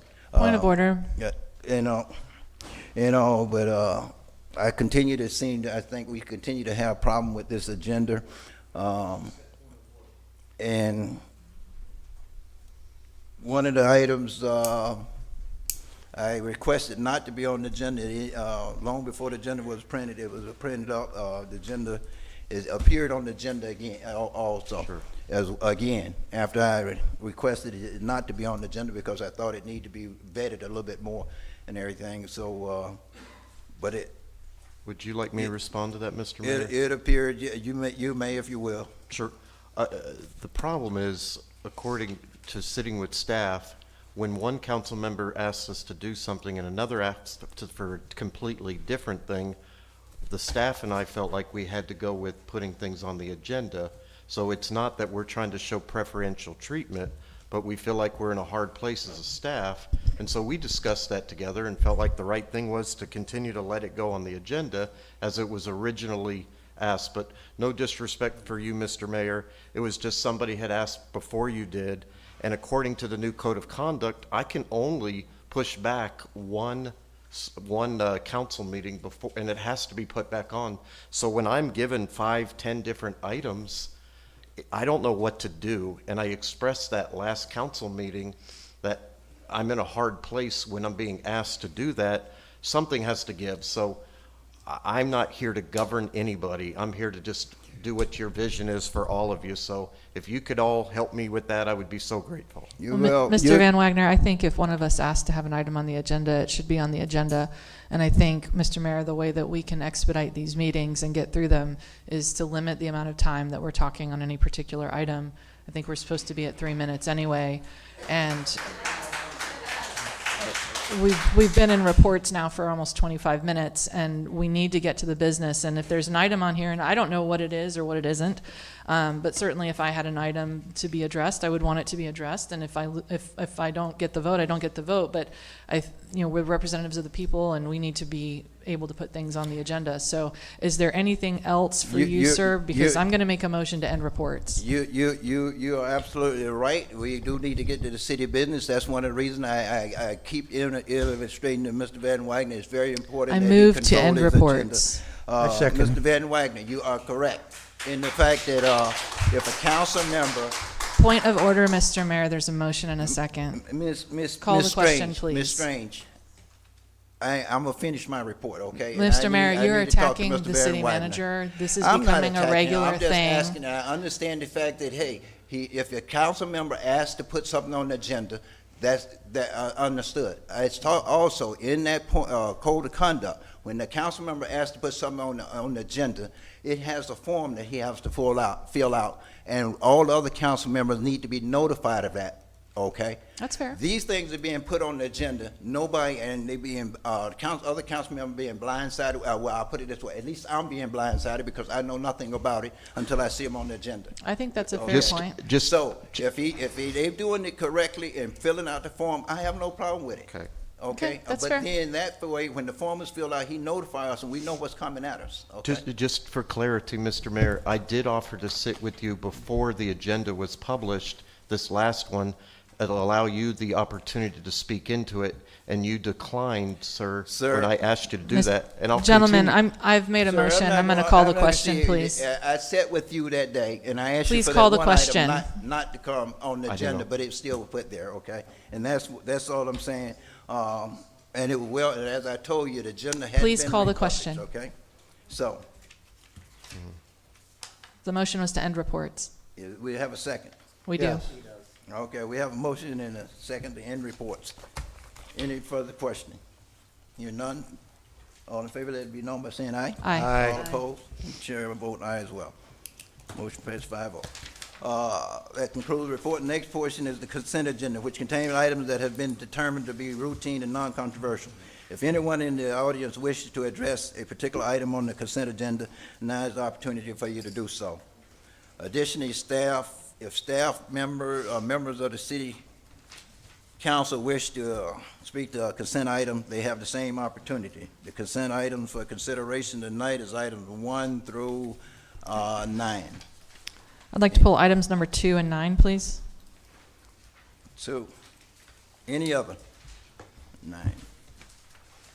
Any others? Hearing no other, I will entertain a motion for items 1, 3 through 8. Motion to approve consent agenda items 1, 3, 4, 5, 6, 7, and 8. Second. Okay, I have a motion and a second for approval of consent agenda items number 1 and 3 through 8. Any further discussion? Hearing none, all in favor, let it be known by saying aye. Aye. All opposed? The chair vote aye as well. Motion passes 5-0. Yes, ma'am, item number 2. Thank you. I received an email from a citizen about the 2025 meeting calendar. I am in favor of the calendar. I just wanted to respect, I thought the citizen had some really good ideas and points about us being available, limiting our meetings to once a month, again, going to the amount of items that we need to address. More than anything, I think we've already workshopped this and we've addressed it, but I wanted to recognize that there were still questions from the community about the meeting calendar and to give the public really a chance to speak if somebody wished to speak on the item.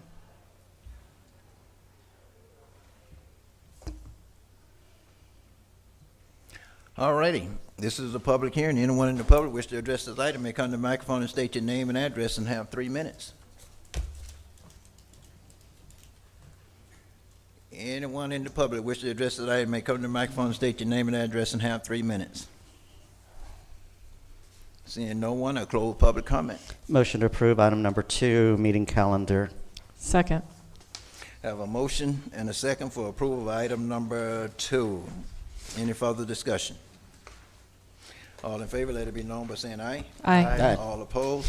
Chair vote aye as well. Item number 9. Item number 9 is another concurrency agreement. We dealt with this, a similar one, at the last meeting, my objections and concerns remain the same. I asked council, and maybe something has changed since I asked council, so I wanted to give the opportunity for council to speak to it. But we have an interlocal agreement, and in my review of the materials that have been presented to me, I do not see anything in favor of the citizens of Clermont in that interlocal agreement. I see how the school board makes almost $800,000 on this proposal, and I see how the developer has to pay almost $800,000, but I don't see a commitment from the school board that those funds will go back into our community, or specifically anywhere near the area of the children who the developer is presumably representing and funding, to make sure that the school board is delivering proper services to the citizens who will ultimately live on these properties. So this is the second time we've dealt with this. I have the same objections as I had before, and I just wanted to give our council a chance to speak on it. I'm going to probably recommend tabling it until we can get clarity on where these funds will be spent within our community. Well, so I have read the interlocal agreement, and what the interlocal agreement says is that this is a fee, or it's a cost that needs to be paid in order to address capacity issues. And it says that the funds shall be spent in order to address that. And personally, I don't see any other way to address it unless it was spent in the area where they'd have to go. And it talks about, concurrency service areas in the agreement. There's a map that's supposed to be attached as an exhibit. I can't find the map. I don't know where the map is. So I don't know where that area is around it, but it is my view that the agreement does require the funds to be spent to address the shortage. But I can't tell you exactly where the funds would be spent. So I can answer it. Here we This go. is why I pulled it. Thank you. So on the mitigation agreement, the problem that they're having is at the high schools, and in their 5-year, and we may need to workshop this, in the 5-year for Lake County schools, the Wellness Way High School is in their 5-year plan, so it's funded. This goes to those funds. When you ask specifically about whether it would be here locally, no, because what will happen is they will adjust boundary lines. And so they're putting schools where they need them and then adjusting boundary lines after the fact. And so it will give us more ability to serve our students, but you gotta remember, there's students coming all the way from Four Corners, 45 minutes each way every single day. So they'd love to have that school a little bit closer. So that's where it will go.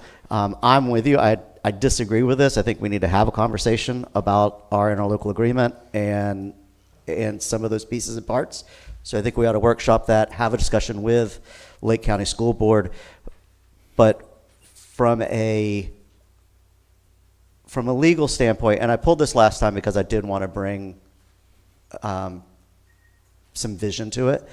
But at the end of the day, we have to vote. This is getting approved. Whether you like it or not, you can vote against it. This one, I'm going to support it today because I think we brought it to the public, and now we need to have those conversations, which was my intent last time. But at the end of the day, we have to vote. We have to support this. And being that it's a Live Local Act, you really don't have a choice whatsoever. No choice. Then I don't see why we have to vote on it. I mean, if I have a vote, presumably I have a voice. And if I have a voice, then I should be able to use my brain in order to make a decision. And if I don't have a choice, and there's nothing, there's nothing in the contract that shows what these boundaries are. And I think at the very least, we need to see the real contract that shows what the boundaries are, so that, do you have the attachment?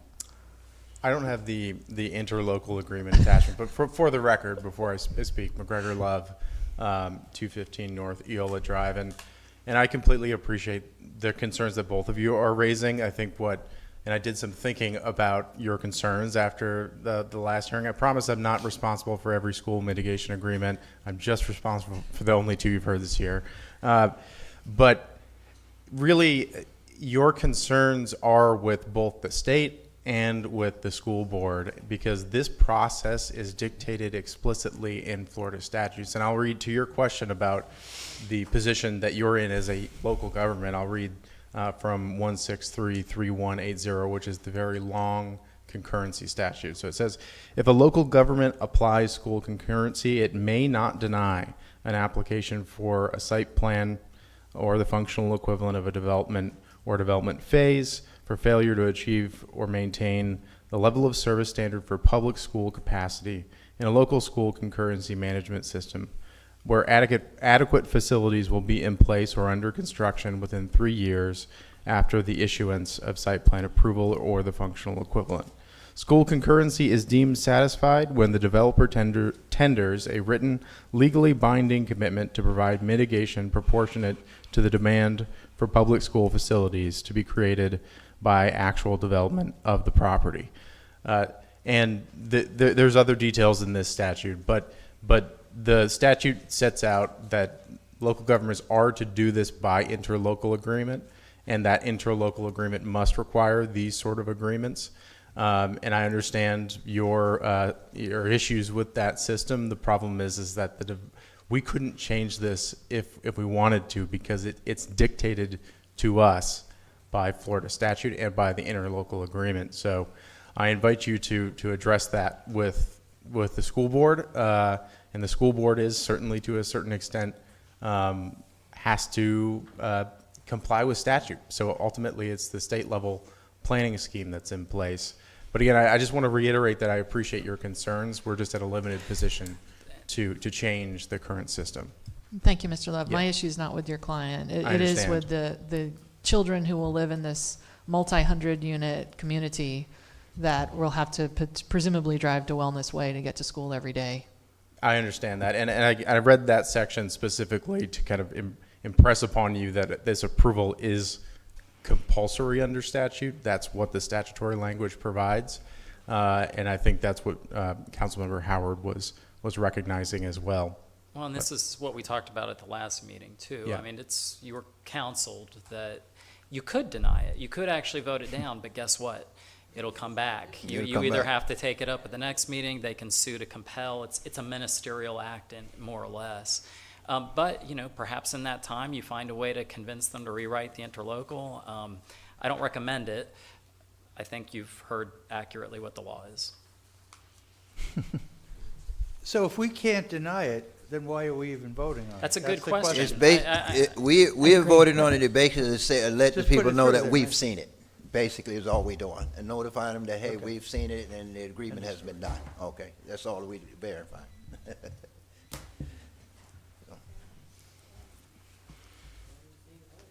Yeah.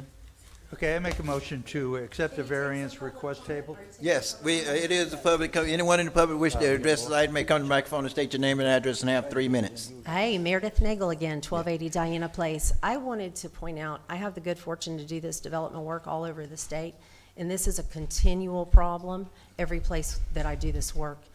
And your passion and concern about this issue, I think, is probably what would make you such an outstanding legislator at a higher level, because that's the kind of thinking that we need. Unfortunately, as Mr. Howard explained from his experience on the school board, our hands are tied. And it's a sad, sad day that it's this way, and it's going to take major movement from this at the state level to change how this is done. Unfortunately, we are stuck. The boundary lines will be redrawn, so people aren't going to be driving to Wellness Way. But certainly it's not ideal, but if this state government is not going to invest in school systems, this is what we are left with. And school boards are doing the best they can under the circumstances. City councils are doing the best they can under the circumstances. We need changes in our education at the statewide level, and I highly encourage you to get involved in government at that level and bring that kind of intentionality. In the meantime, you will be sued if you don't sign it, and you'll have a real big attorney's fee bill to pay. You might feel good for a little bit, but it's not a good idea. And I'm speaking as a member of the public only based on my experience as an attorney. I have zero to do with this development and have the same concerns that you do, although that's not relevant.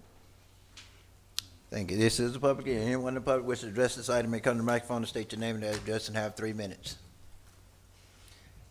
Anyone in the public wish to address the item may come to the microphone and state the name and address and have 3 minutes.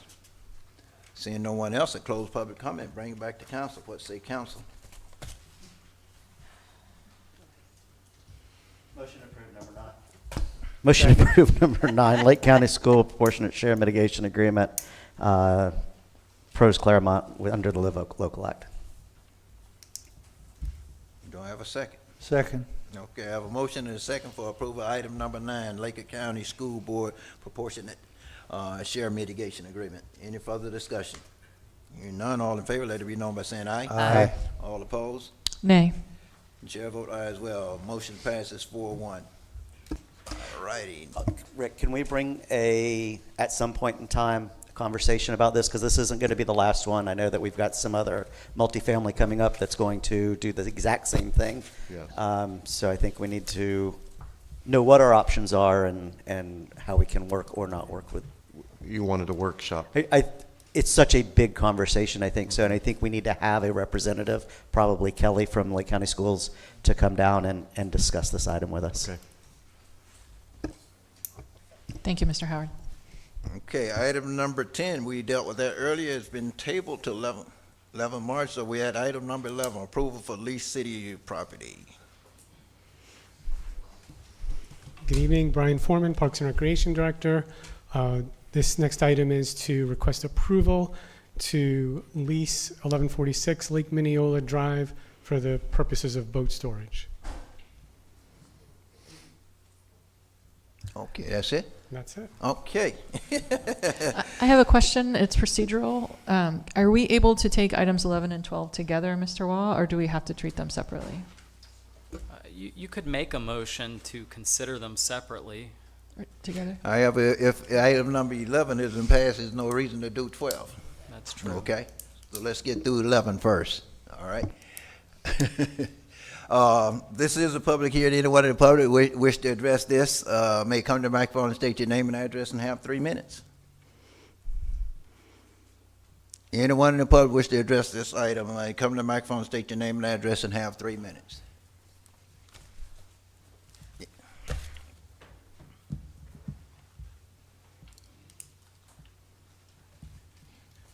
Roy Davis, 1445 Lake Avenue, Clermont.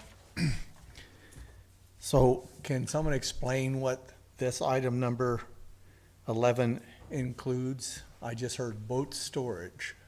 How many boats?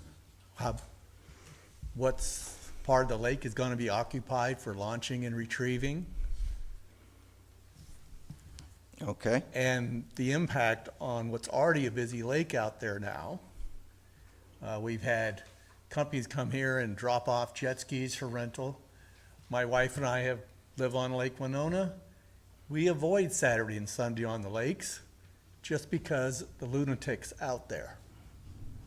It's bad. I know the Clermont's got a boat out there. Thank you for that. Yes, the chief is gone. But they can only patrol one lake at a time. And if you ever go out there on a Saturday and Sunday, Cypress Cove, nice place. Again, I stay away from it on the weekends. You get out there through the canals, this minimum wake sort of seems like it's a suggestion only, because you go out there and they're flying up and down jet skis, boats, everything, and now we're going to put a boat storage place there. How many boats? And what are we going to do about all the overcrowding on the lakes there pretty soon? Because they'll come, they'll have a good time, put their boat up and gone. Any answers to those questions? Mr. Davis, let me get through the public comment and I will get those questions answered for you, okay? Thank you. Thank you. Anyone else? Hello, Adam Atherton, 13005 Summer Lake Way, Clermont, Florida. At this point, it seems like I'm a frequent flyer, and I'd like to address some of your questions.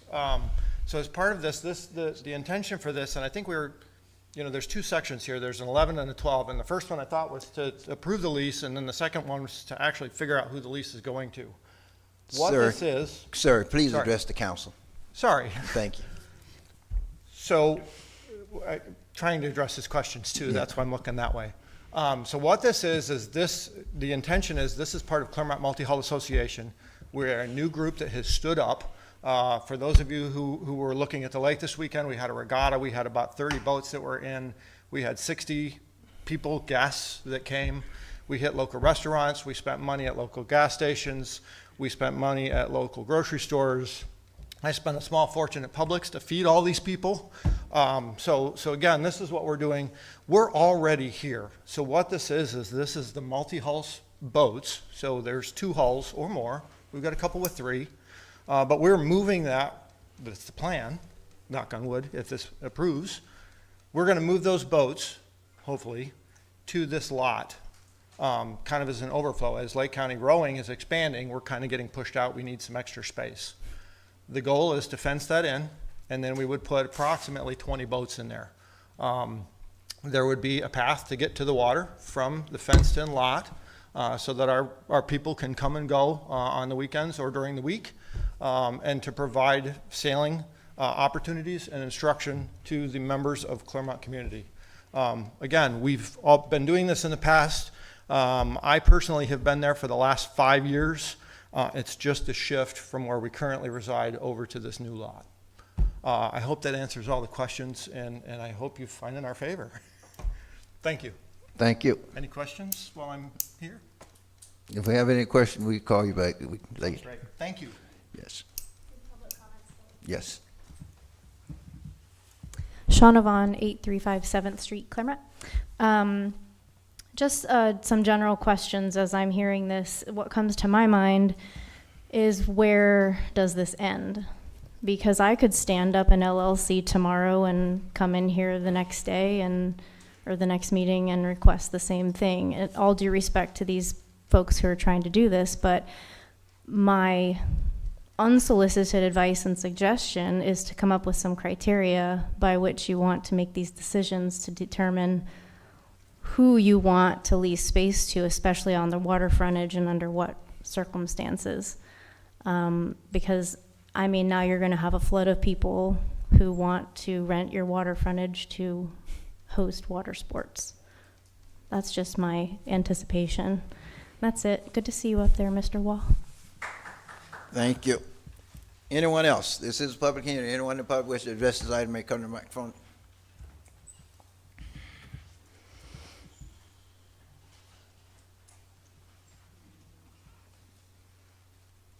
Good evening, everybody. Jenny May, 4062 Greystone Drive. First of all, I wanted to say it was an incredible event. I did go out to the lake and see the 30 boats out there, and it was really nice to see. However, in regards to the parking of the boats, I was just going over the lease, and I just believe that $250 a month is pretty low, especially knowing that there's only 20. There's 20 boats, that comes out to about $12 per boat per month for storage, based on what I pay for a car or for a boat storage at one of the local boat storage places in town. They average between $50 to $100, depending on the size, per space. So I just believe that, you know, the city should be increasing their value in regards to the monthly lease. So from $250, probably about $1,000, or maybe more. But I believe the $250 a month is too low. Thank you. Thank you. Anyone else? This is a public hearing. Anyone in the public wish to address this item may come to the microphone and state your name and address and have 3 minutes. Anyone else? Seeing no one else, I close public comment. Bring it back to council. Let me, Mr. Wall, let me ask you this. And Kirk, please verify for me. If I'm not mistaken, this piece of property is listed residential, right? So, Mr. Wall, how can we lease a piece of residential property to a commercial, make it commercial? Do we need to go back and change this, the way it's listed? That's one of my questions to you. Well, let me say, Mayor, that you've posed a doozy. But I mean, it's not to be cute. It's that there's different layers to the answer. Right. So the first thing I'll tell you is that the city has home rule powers, and generally speaking, the city can do a lot without being told no. If the city owned this property and was operating the property, and we weren't talking about a lease, and the question, I'll build up to it, I promise. And the question was, can the city use it as boat storage? Can the city put a parking garage there. If those things weren't allowed under the zoning as it is right now, I'd say easy. Yes, the city can do it, even though it's residential. And the reason for that is twofold. Again, this is important. One is that the city is in charge of its own enforcement. So code enforcement doesn't have to cite anything the city does. That's not to say it shouldn't, or it should or it shouldn't, but it doesn't have to. The second reason is there is a section in your land development code that seems to me that it exempts the city from its own zoning, generally speaking. So this is not that situation. This is a situation where we're talking about a lease to a private entity. It appears that it'll be able to retain whatever it makes from the property. And what that means is this is what's called in the legal world a fact-specific question. So I can't give you a definitive answer. What I can tell you is unless this has a really strong bona fide public purpose, given its residential zoning, the only way to be sure that we don't have an issue and they don't have an issue would be to apply for a CUP. Okay, all right. Apply for a CUP. So we don't need to, and I understand the fact, and of course I never agree with the fact that the city exempt from its own rules that we impose on the residents. I think we need to abide by the same rules we impose, but I understand that we are exempt, but I try to abide by the same rules. So is it the company looking to, the organization they looking to lease it to, need to apply for the CUP, or? Then here's the other, well, let me be fair asking that. Being it's residential, one of my concerns there is that is a private drive down through there. Other people live there, it's other residents there that uses that drive and everything. So we got a private drive that we finna put a commercial entity on and interfere with other public. Have the other residents that's living down there, I think I asked this question the other day, Mr. Van Wagner, to you, have they been notified of what's going on here? And I think the answer I got to that the other day was no. Okay. I still think they need to understand what's going on there. This is all residential. You have other homes that's still there. People still live there, and of course, they haven't been notified yet. Still, we finna take some action around their home and everything. It's a lot of. This is one of them things, and this is another one of them things I think came to the agenda before it got vetted out properly. Okay. And that's why we're here talking about it now. These things I say, yeah, this is why we spend a lot of times up here on this dais now at council meeting, because these kind of things aren't being done before they get to us. Okay. And Mayor, I just want to be clear. I'm not saying that it does need a CUP. I'm just saying that that's something that if it happened, I could give you a 100% guarantee that it complies with the code and no one can get sued and be compelled. One of the things that courts look at in deciding whether it's permissible or not is what's the character of the adjacent use. I think I see homes. I also think I see other boat stuff. So it's a close question. That's all I'm saying. Well, you get other boat stuff to the other side of the home, which is what they're looking to move back, okay, next to the boathouse. But actually, that piece of property, it's adjacent to our West Beach. It's basically right there with the West Beach, which I think in the initial purchases of it, since I'm one of the ones that sought to purchase the old piece of property, is somewhat extend. At the time, we were looking to maybe extend West Beach a little bit at a later date. My other concern is, as they say, they want to cut, if we let them do this, they want to cut a path into the water so they can cut boat. We got a protected area there, and I guess I was told that they authorized to cut a 25-foot path through the grass. Okay, I don't know if I didn't get the quiet answer whether we need to go. They need to go to the state for that authorization to cut that path or what, because that grass area is somewhat protected. Okay. Mr. Mayor, if I may, and for the other members of council, to me, I see this item and the next one as a question to the council of, do we wish to support sailing in Clermont? That's how I see these items. And my concern with these particular items, I think the regatta is fantastic. My concern with these particular items is we as council, as policymakers, are being asked to answer specific questions related to exactly the questions you're asking, Mr. Mayor.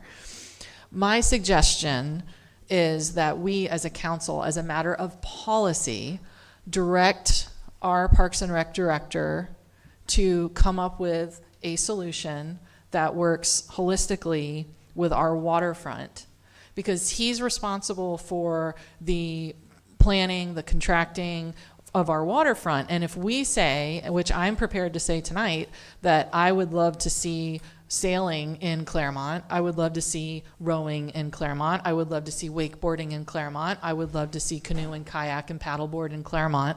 We have a professional who is paid a fair wage, who has a rather significantly sized and creative and energetic staff who could come together and put together a plan and manage that and let him manage that. But I think what he needs from us and what I think the Sailing Club needs from us is a direction of, yes, we are willing to dedicate a space of our waterfront to these activities.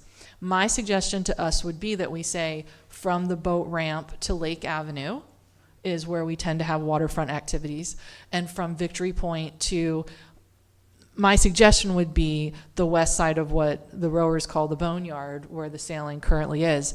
I don't particularly love the residential piece of this for all the reasons you've mentioned, Mr. Mayor, but I think that if we say to Mr. Foreman that he can get with his staff, get with the citizens, get with all the local groups, and vet out those ideas, we're going to end up talking about things like where motorized boats go, to paddle boats, to wake, to calm water, and we're going to end up having to become experts in this. And I think that the expert standing right over there, and I'm willing to say tonight, I'd love to see him come up with a plan with his team for the waterfront. And I'm prepared to say, feel free to make an agreement consistent with our other policies with the Sailing Club tomorrow. I don't know that we need to be in the weeds of this, pun intended, because we're talking about the weeds a little bit. That's my 2 cents on it. Okay, so before we all go start talking, we don't even have a motion on the table. So I'm going to go ahead and make a motion to approve item number 11, approval to lease city property. I second. Now, if I may, now I answer a whole bunch of these questions.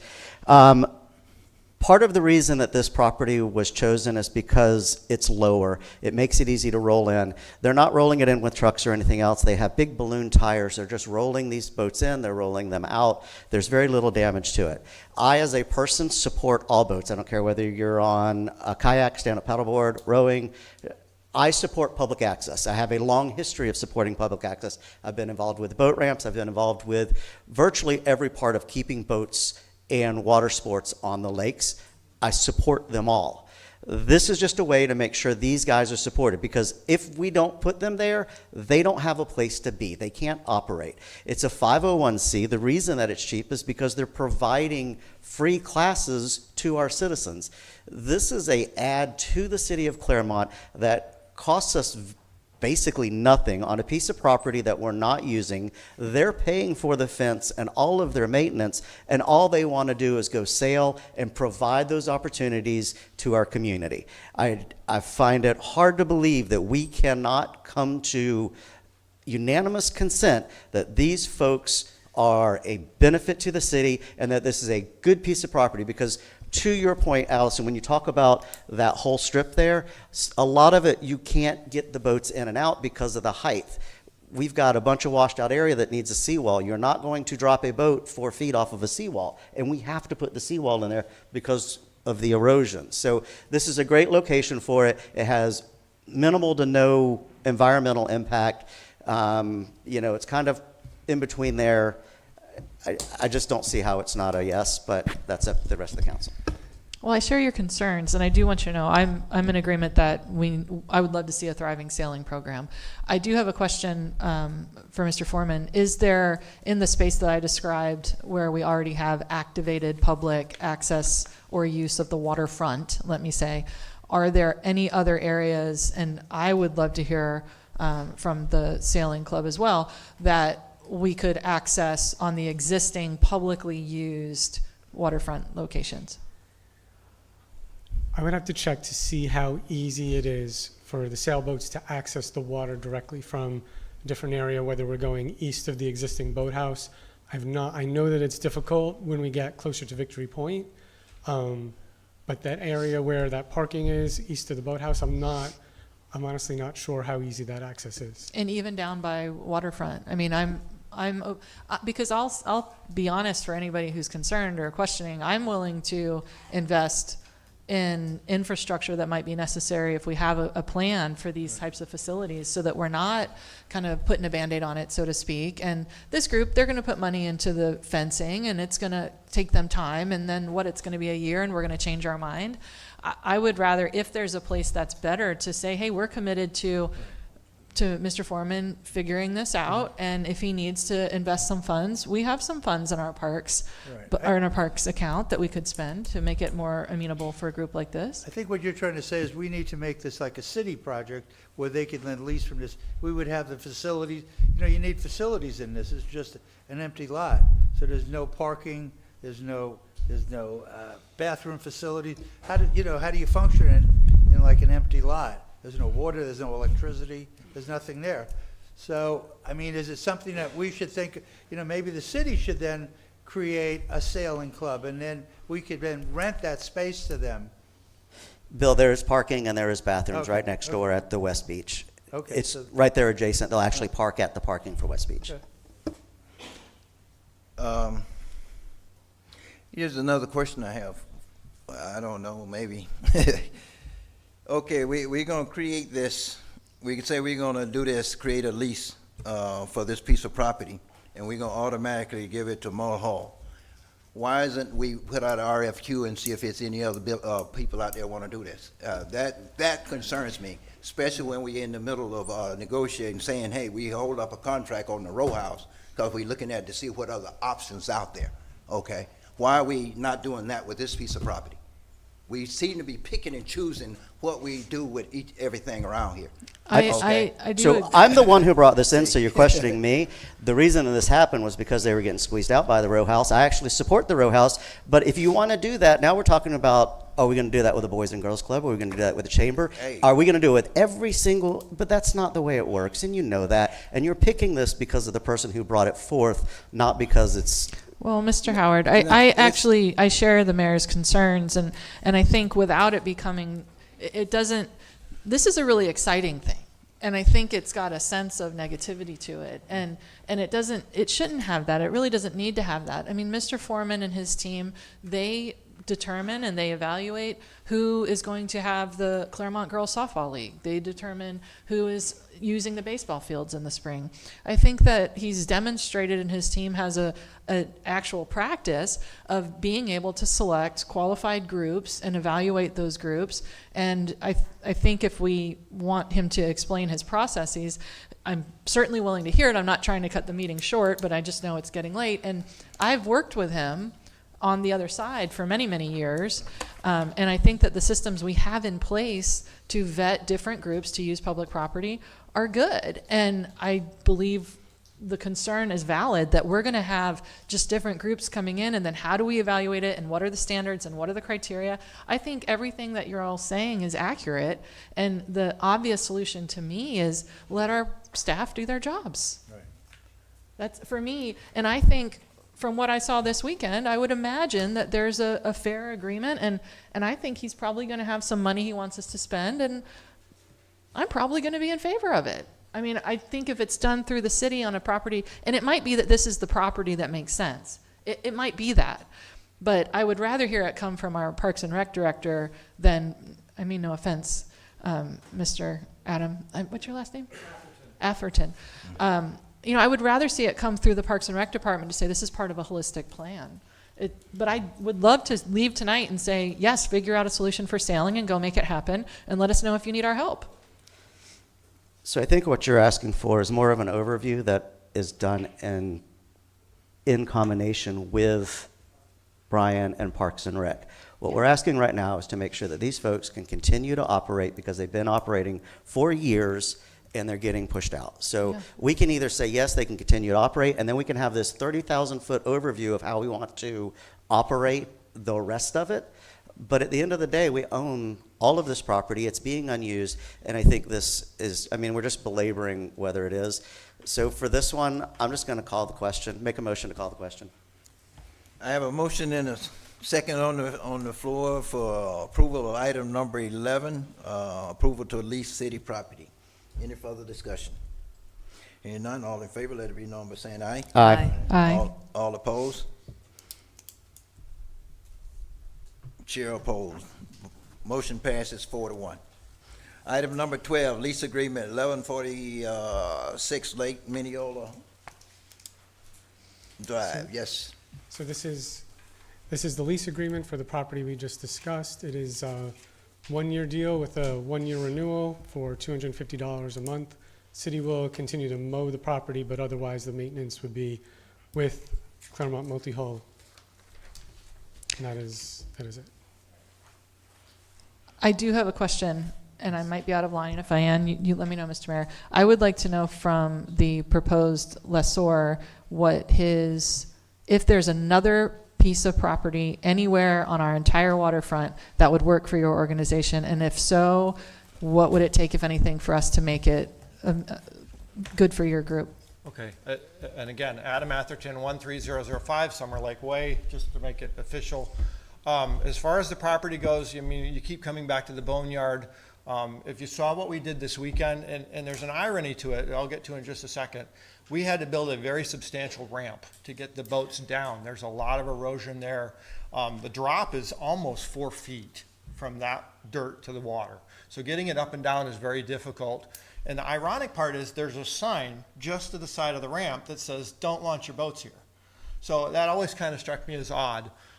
As far as going around the boat, the rest of the lake, there's a lot of that hilly area. A lot of the boats that we have are single-person boats that weigh upwards of 400 pounds. So to drag that up that big hill can be difficult. Over at the waterfront area, that might work, but there's a lot of people there, and it's pretty well used between the picnickers and everything else. So it just feels like if you know, and I've seen the Clermont Floaters and Boaters page, you know, they throw a fit every time you do something with the lake. You know, if I say, hey, you know, I want to fence in so I can protect these $10,000 to $15,000, $20,000 boats, they're going to have a conniption. So while that addresses the ease of access thing, it doesn't necessarily, you know, you're removing that from a public space. And I think there's a lot of people that use that area all the way from the boat ramp that exists, the new one, all the way down through the waterfront park. So that, you know, in my opinion, that would be the only other option maybe, but you're removing that from the beachfront. And there's people that use a ton of it. How do other sailing clubs use property? Are there ramps that you would use, or what's typical in your industry? Okay, so I've seen two options, okay? The club that I was with, we were actually a split facility. We had two because there was an overflow. We had 20 boats on one side, and we had probably another dozen on the other side. With the lot with the dozen, we had built a ramp just like we did this weekend. But again, we can't leave that there because it's part of the boneyard. We don't want the liability or any of the rest of it. So when we were done, we pulled it out. In this case, it was a permanent installation. People are up and down ramps all the time. It was a little bit more robust because it was permanent, but it was there. And that, in that case, I want to say it was a 20-foot ramp, about 10 feet wide, and it was probably a 6-foot drop. So you're looking for a specific grade. And again, with those single-person boats, it's very difficult to get back up. The other option is just like with this proposed lot, it's low, right? Just like with the current sailing center, just like with this other one that I was members at, it's very low. So once you get your boat up on these dollies, you can just pull it right up the hill, and it's not too bad. You know, a very gradual grade. Once you get it up on the flat level, you can move it into position, and that's how people do it. Again, these boats, they weigh anywhere from 200 pounds up to about 500. So it's all manual powered. People are using their backs and their legs, and that's how we move them. And as far as your question, somebody had a question about power. We don't usually use power. We're pretty standalone, self-sufficient. If we need it on the odd occasion, we use inverters off our truck or a generator that we just bring. But it's not a permanent thing. You know, a lot of times it's camping grade, you know.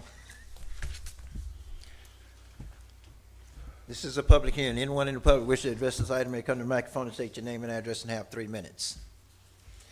Anyone in the public?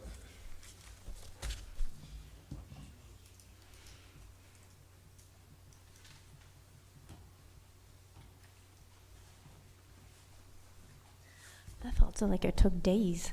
My only question is the Name and gentleman. address, please. Yes, sorry, Shaunavon, 8357 7th Street. My only question is the gentleman answered Ms. Strange's question about other locations. He was, I think, only talking about Lake Mineola, and there are 11 lakes on the chain. Are there any other locations on the chain that might be a potential, or is Mineola the requirement or the necessity for this? That's all. Thank you. Anyone else? This is a public hearing. Anyone in the public wish to address this item may come to the microphone, state your name and address, and have 3 minutes. Anyone else? Seeing no one else, I close public comment. Yes, sir. You want to? No, I'm okay. I'm okay. Okay. Thank you, though.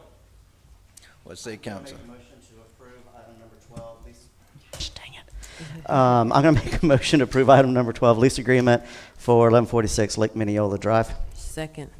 Have a motion and a second for approval of item number 12, a lease agreement, 1146 Lake Mineola Drive. Any further discussion? Yeah, I'm just going to encourage my fellow council members that I would love to see sailing. I support it. I do. I don't think this process is correct, and I'll vote against it for that reason. And I really encourage you to empower our staff to come up with a solution on their own and not have to require these folks to come to us for solutions. And what I would suggest for that is that we need to have a bigger visioning of what we want so that staff understands that. That's not something that you just tell staff, bring this to us. So I understand what you're saying, but we need to have that bigger workshop visioning of what we want that to look like, not only there, throughout the city. So it's a bigger conversation than I think what you're making for, but I get agree. it. Again, before I call the vote, I reiterate the fact that we're doing something on a piece of property that's residential right now. I know we made the determination to go ahead and lease it. However, we got people that live on there. We're using a private drive, and they're not being notified in the action that we're taking here. Not one time did we notify them that we was doing this. I just don't think it's right. But anyone else have any other further discussion? Well, I mean, with that being said, let's ask our town attorney, do we have any liability problems in having a lease on residential property? Does the city have any liability problems for having a lease on residential Leasing property? it to a commercial entity? There's no, well, there's no liability per se. This is a very lawyerly, I'm sorry. I'm sorry. It's a lawyerly answer. I mean, are there potential claims? They're not good claims. Anyone can get sued for anything. I can never tell you as the city that you're going to be insulated against everything. If you're talking about a slip and fall, then I definitely can't tell you that you're protected, because everyone gets involved in a slip and fall, okay? Even if they're leasing the property, we'll be a defendant. And why? Because we have money, and even though we have the sovereign immunity cap, from your lawsuits, the fact that you are the city means you're going to get sued regardless. Right. But I don't think there's any more than there would be normally. Right. But is the lease, can we put in a lease agreement that they have to have, he specified they have 500-pound boats. That could, and there's manpower moving these boats. So can we have a part of their lease agreement that they have insurance to cover injuries, liability, et cetera? They do have a requirement for insurance. They also have a requirement that they have to follow all state and federal laws. If I may, and I think this will help everybody get to where is the right. I'm trying to get to the right answer here. We have approved the use of boat storage on this property. We have approved that. Right. We have put that into play for our staff. What I would encourage us to do is not to approve a lease with this entity, but direct staff to come up with a plan to serve the uses that are already taking place on the waterfront, knowing that this property's in play. Let them sort through these questions with our attorney. Let them sort through it on the details. But let's please encourage Brian, Mr. Foreman, my apologies, to take this and work with this group and others, knowing that this particular property is in play. Table this for now? Well, No, we got a motion and a second. We've got a motion and a second. I got a motion and a second, and also, before we call a vote, I wanted to, in further discussion, I did want to address the lease amount. What was it, $250, I think it Yes. was a month? Yes. I'm in total agreement with one of the residents that spoke and say that's a little low. Okay, we need to readdress that, okay? The amount, what we're leasing this to. But I it's a think that not-for-profit. It's a not-for-profit, and they're putting all their own infrastructure I in. don't They're think we should paying have for the to- infrastructure. Yeah, I don't think they should The have to road- pay a The big road fee. club is a non-for-profit, but we Right. charge, we looking to try, we thought to try to charge them $1,500 And we a month. built them a multi-million-dollar facility. They were not building them anything. This is just land. Other it's not the for non-for-profit, such as you mentioned, the Boys and Girls Club, they paying over $1,000 a month. I think they paying $1,000 a month. In a right multi-million-dollar facility that they didn't buy. I mean, come on, Mayor Murray. Like I say, I think the leases amount is a little low. Okay, I'm totally in agreement, and I think that need to be readdressed. But anyway, we have a call, motion and a second on the floor for approval of lease agreement 1146 Lake Mineola Drive. If there's no further discussion, all in favor, let it be known by saying aye. Aye. All opposed? And the chair voting nay as well. Motion passes 3-2. Item number 13, ordinance number 2025-001, final land development code amendment.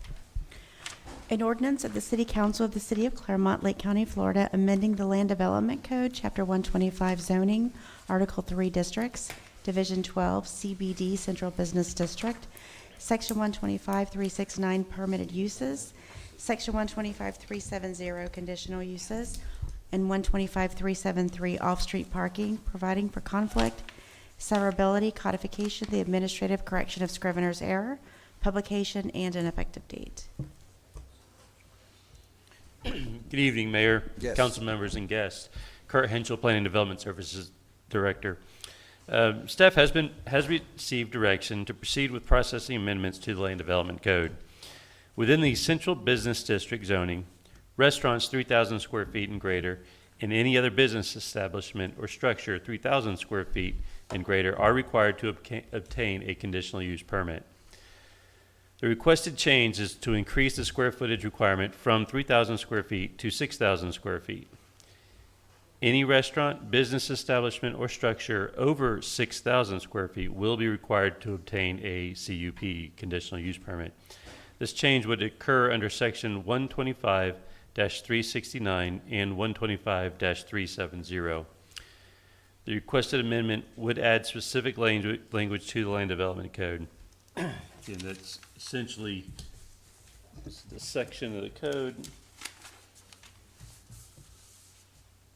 Pretty simple, just scratch out the 3,000 square feet, and anything over from 3,000 to 6,000 square feet would require that conditional use permit.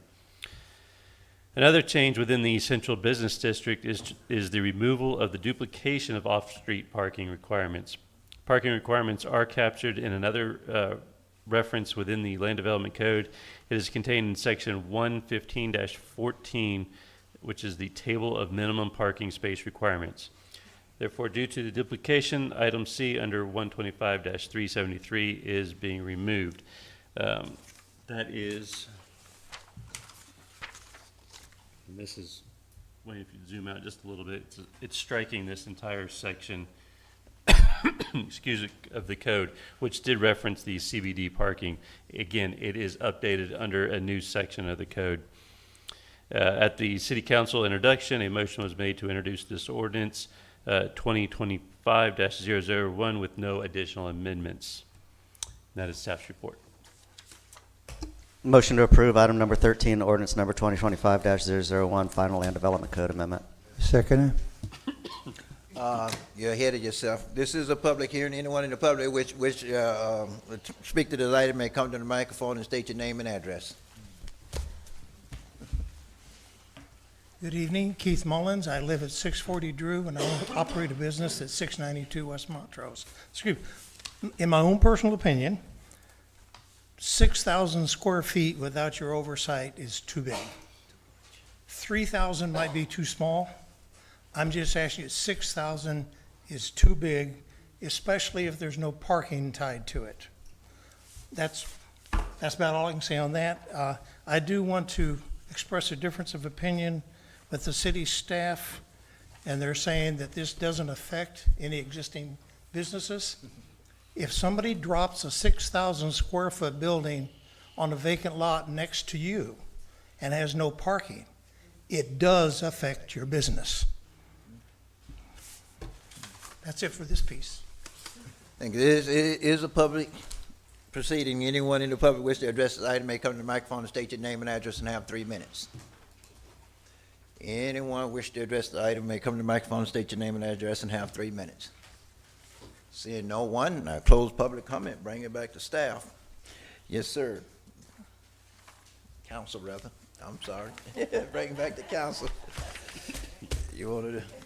Kurt, wasn't this discussed in our last meeting, the 3,000 or 6,000? I thought that wasn't approved then? No, it was introduced and discussed. You're That right. was the introduction, that's right. Right. That's right, we didn't vote on it.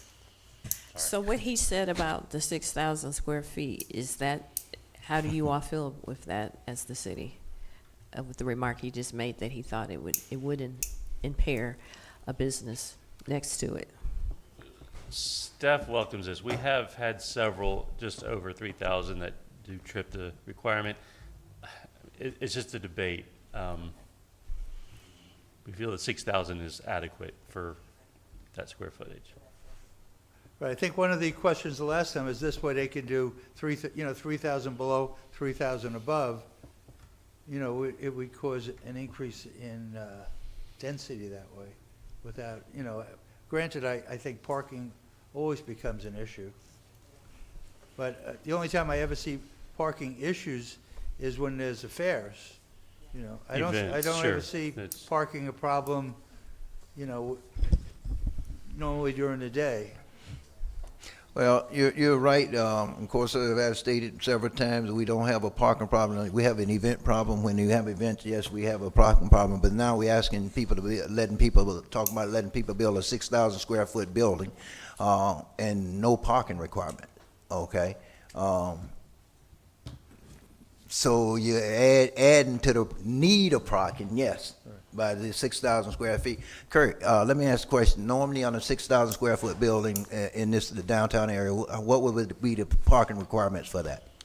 It would depend what the building is. Is Yeah. it occupied with some residential? In general? In general, yeah. Give me okay. a general. Hold on, no, because this was specifically directed at office and retail primarily so that we could have it during the weekdays when we don't have a parking issue. So if it is, it'll be office or retail. I mean, there was specific language put in this so that what you're asking didn't happen. So Call the you're trying to question. tell me that 6,000, they can put a 6,000 square foot building, but they can't, it has to be office and what type of retail is this It referring is to? office or retail. We can't tell them what kind of retail So they can be. if they put a restaurant in there, you're gonna say we don't need parking? They cannot put a restaurant in there. Okay, well, I'm asking, I'm just what's telling you what the retail? ordinance says. That's what the ordinance says.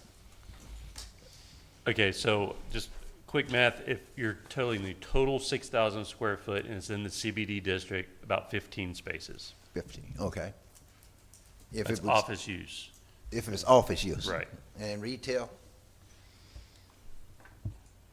Should be the same for retail. Its restaurant gets a big variable there. Right. It's based on seating. But it's in the ordinance saying they can't put a restaurant in there.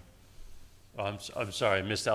When I was doing the calculations, I missed the question. I'm The sorry. question was if they put a restaurant, but he's saying that they cannot put a restaurant in there, in that 6,000 square foot. It would do not apply for a restaurant. And that's why I asked what type of retail basically can go in there. What I said was that the parking requirement, they're not exempt from parking requirements if they're a restaurant.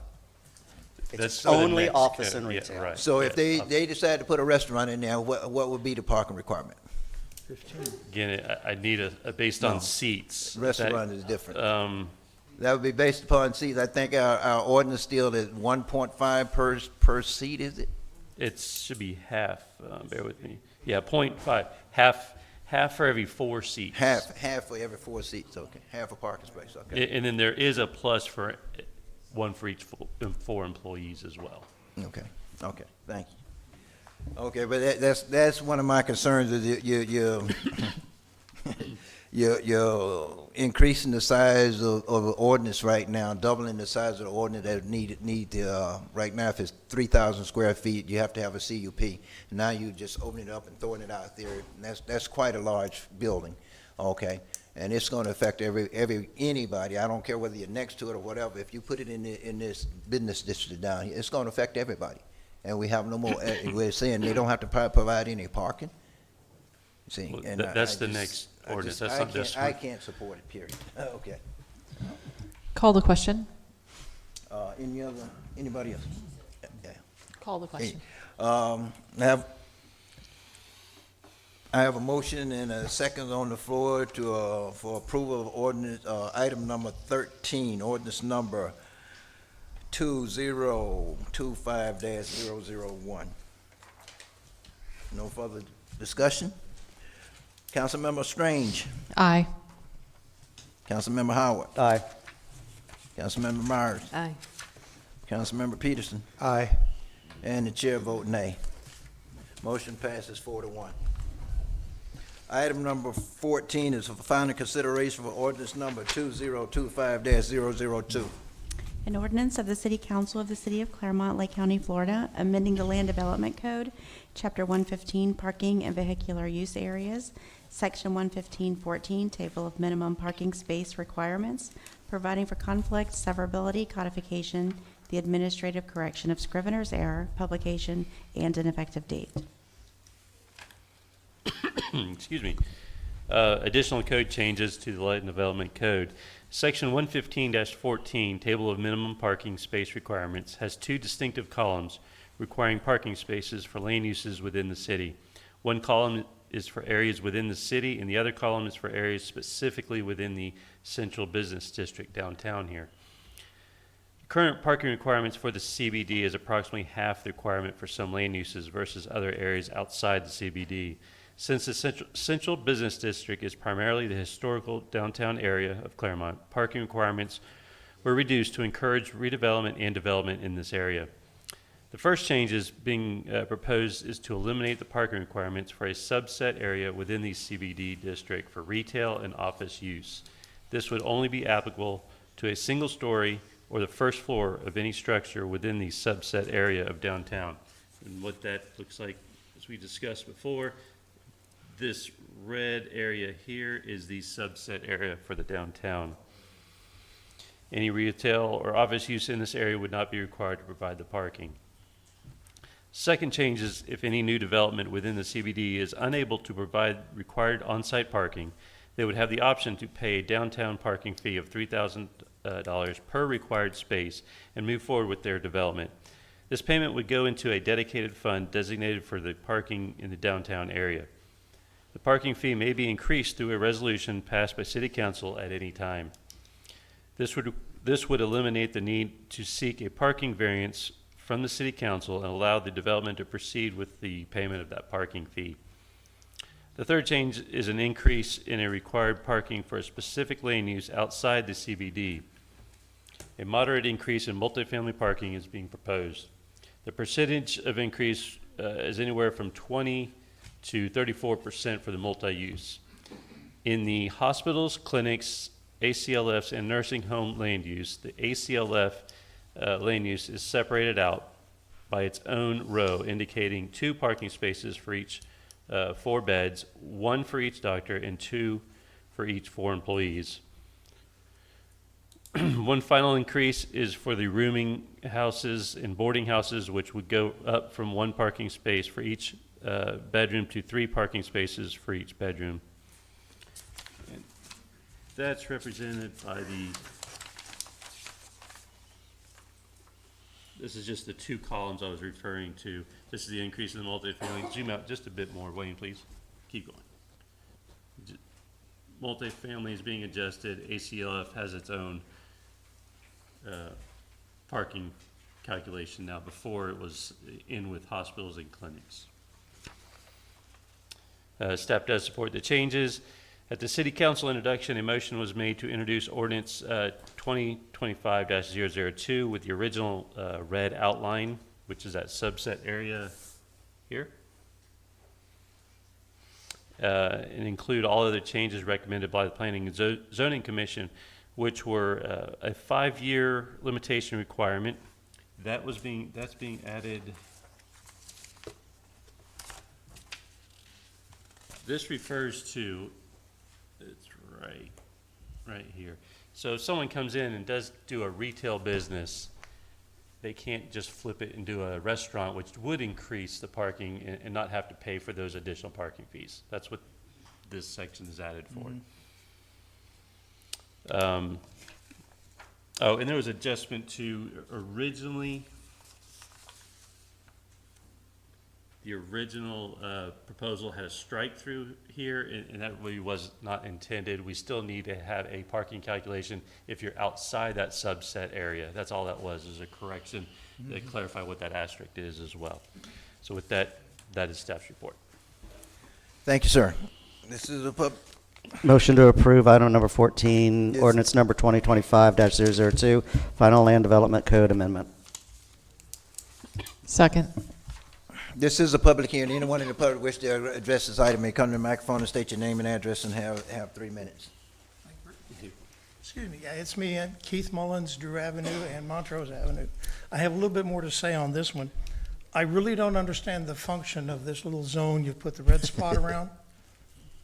Why would a store going in that area not have to provide parking when a store across the street does? We have issues downtown right now where new owners are putting up fences and blocking access to 501c3s and offering to sell them access to their dumpster for $500 a month. We don't need more people coming in trying to cram 10 pounds of building in a 5-pound sack All right, Mr. without Davis. providing access back and forth. So I really don't understand the purpose of this carved out. I think we used to call that spot zoning, and wasn't that against the rules or something? So I really disagree with that piece. And the other chart, I'm going to pick on a couple things. Wholesale businesses and personal services, page 376. I assume a hair salon is a personal service.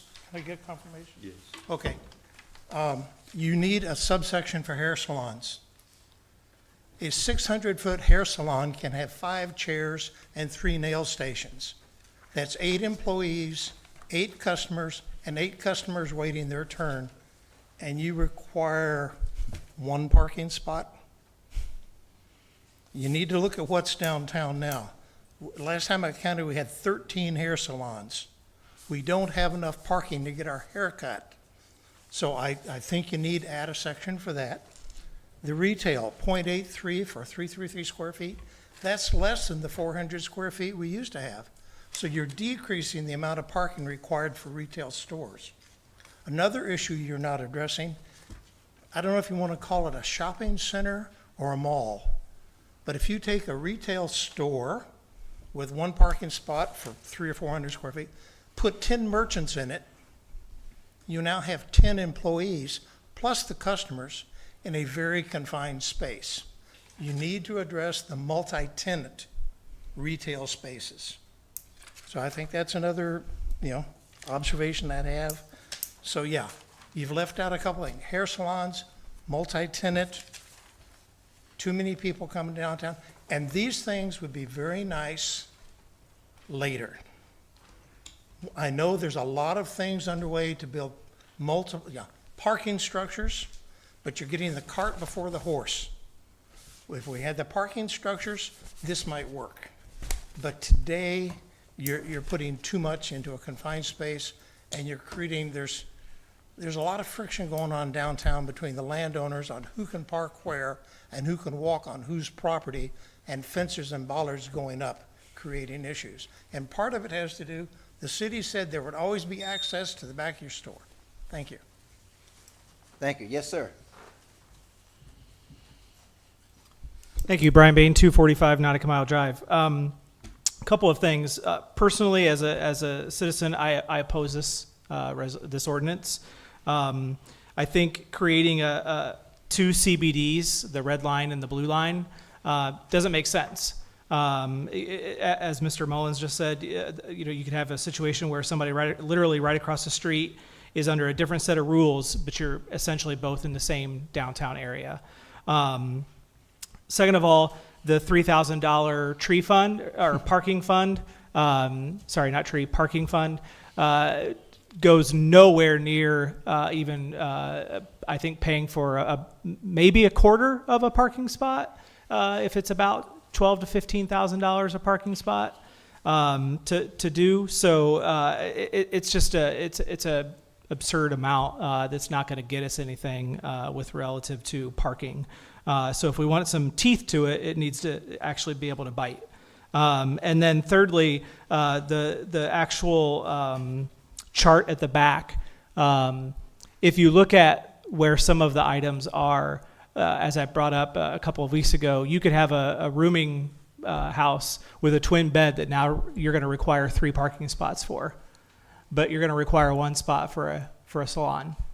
That doesn't make sense. That just doesn't make sense. I'm all for making things easier and more adaptable for our businesses, but some of these numbers just don't make sense. Now, as the chair of P&Z, I know last week you had me give some information, and one of the things that we did do at P&Z, even though it was a 4-3 vote, it included adding some additional pieces in that red line area to kind of square off and not make it mid block or mid parcel. And so I guess if you are going to do that, I'd be remiss not to say, please give some weighted consideration to what your P&Z did approve in that vote by expanding that red line area. Thank you. Thank you. Anyone else? This is a public hearing. Anyone in the public wish to address this item may come to the microphone and state your name and address and have 3 minutes. Anyone else? Seeing no one else, I close public comment. Bring you back to council. I think Mr. Mullen pointed out some of my concerns with the parking requirements, all the reductions and different things, but one he didn't address is the CURT, ACFL. Is that assisted living facility? Yes, that's what that is. I can't understand why we're going to increase assisted living facility parking from 1 to 2. I mean, why the need for that much parking at assisted living facility? I don't understand when you very seldom have any visitors and all that, and one of the least traffic. But then you got the hospital. Hospitals you leave at 1, where you probably have more traffic going in and out of hospitals. See, to me it seemed. Point blank, to me, it seemed like we targeting certain facilities and certain entities, and trying to make it a little bit tougher for certain things. So, I don't agree with the ordinance. And I totally agree with what Mr. Mullin said. We're trying to put the cart before the horse. And everything, we're trying to reduce this and change all the parking requirement. I hear at one point you're talking about we need more parking downtown, but then you're reducing this, but you just passed the ordinance where you're going to increase building size and all this here, bringing in more buildings, and yet until you're reducing parking.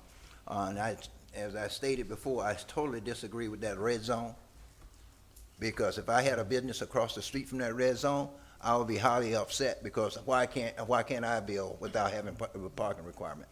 Okay. And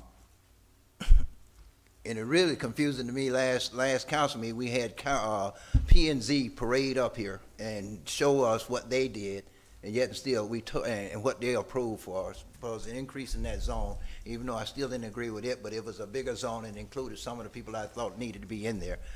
We still ignored their recommendation and went back to the original.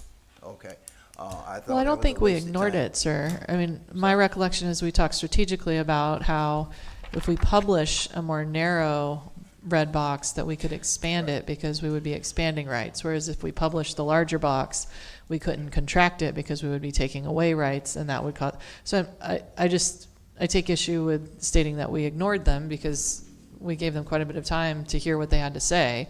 And I remember having that conversation. So I think one of the questions tonight is, do we want the larger box or do we want the smaller box? I mean, Well, I think do last think week that's you something we should decide. we had the larger box before, we had that opportunity to vote for the larger box last week, and we voted against it and went back to the smaller box. Personally, I don't want to see a box at all. If you're going to make it, you do it. Okay, hold on. There was a reason for the box, and the reason is that when you made that box, we wanted to keep it as tight on downtown as possible to encourage growth in specific spot and encourage a specific type of growth. And what we didn't want to do is starting adding in a bunch of empty lots that would then be a giveaway to developers. Most of this is already developed, and they're not getting anything out of it. So this is just a big parade to say, hey, you know, I hate this red line. That red line was drawn in such a way as to contain the language on this to what is already primarily built out, and it was designed to support downtown. And yes, we are going to have parking issues, and yes, we need to have a discussion about a parking garage, but that's not what we're doing today. We're supporting downtown. We're making downtown so these developers can grow and so that we can have a vibrant walking downtown. And, you know, if that's not what this council wants, well, then, you know, I just vehemently disagree. But at the end of the day, I'm going to support this. Well, I say, over the last few years, I've saw the downtown area come be very vibrant compared to what it was 7, 8 years ago when it was a ghost town downtown under the old ordinance and everything. We didn't have to do all these changes to make it there, and we was able to subscribe, and we broadcast, and it's steady growing. So now we're gonna all at once. We got a serious situation downtown. Got to make all these crazy changes. I don't understand. But if there's no further discussion, we do have a motion and a second on the floor for approval of item number, what we have, 14? Yep. Ordinance number 2025-002, Final Land Development Code Amendment. Any further discussion? Councilmember Strange. Aye. Councilmember Howard. Aye. Councilmember Myers. Aye. Councilmember Peterson. Aye. And the chair vote nay. Motion passes 4-1. New business, item number 15, I think we tabled that to. And 17. So item number 16, variance request, 2149 North Waterview. Good evening, Mayor, City Council members, and guests. John Cruz, Development Services. This is a variance request. The applicant, Mark Butterford, would like to construct a detached 30 by 40 foot garage behind his residence at 2149 North Waterview Drive. Wayne, if you can zoom out for me, the property is outlined in yellow. This is Waterview Drive, US 27's over here to the right, and this is a self-storage facility that's existing there on 27. The property is located within the R1 single-family medium-density district and requires a rear yard setback of 25 feet for this structure. In addition, due to the proposed garage being larger than 50% of the habitable space of the existing home, another variance would also be needed. The variance request would be to sections 125, 168 yards, and 125, 520 special setbacks of the city's land development code. Due to the irregular configuration of the rear property line, the applicant has two rear property lines to contend with. And this is one of the property lines here, and this is the other, because this is the front of the property, and these are side setbacks. The applicant is requesting to place the garage 10 feet from one rear line and 20 feet from the other rear line, and has indicated that he would like the placement in this vicinity in order to retain a more valuable area in his backyard. The applicant feels that the self-storage facility and a 6-foot-high masonry wall separating the properties at the rear of the parcel provides justification, along with multiple signatures from neighboring residents who are aware and support of the proposed garage. And this is a picture on the back side of the residence looking towards the self-storage. This is a 6-foot-high existing block wall. There's another picture there. It's also another one, and you can see, it's kind of hard to tell, but that is the roof line of the self-storage behind them. And this is the applicant, and the starred areas are signatures that we received from either tenants or the owners indicating that they were in support of this variance request. And this is what was provided to staff. As for the size of the garage, the applicant is requesting a 30 by 40 foot garage. He indicated it is to store his boat and trailer and his pickup truck. Under the Land Development Code, accessory garages are limited to 50% of the primary structure's habitable space. The home is listed as having 1,426 square feet of habitable space. Based upon this, the garage would be limited to approximately 713 square feet. With the proposal, the garage will be approximately 84% of the habitable space. The applicant has indicated that the lot is almost a half an acre in size, and further, the addition of this garage would keep them under the maximum impervious surface ratio of 55% of the lot. With the garage, in addition to the existing home and driveway, the applicant would be at approximately 25% of the impervious surface ratio, which is still well under the 55%. Section 101-246 of the Land Development Code requires a positive finding on the review criteria in order to grant a variance. Staff has reviewed the application presented and finds the application does not meet a positive finding on one of the review criteria. Therefore, staff recommends denial of the request of variance to the Land Development Code. That concludes staff's presentation. Okay, is the applicant present? Please, come to the microphone, please, sir.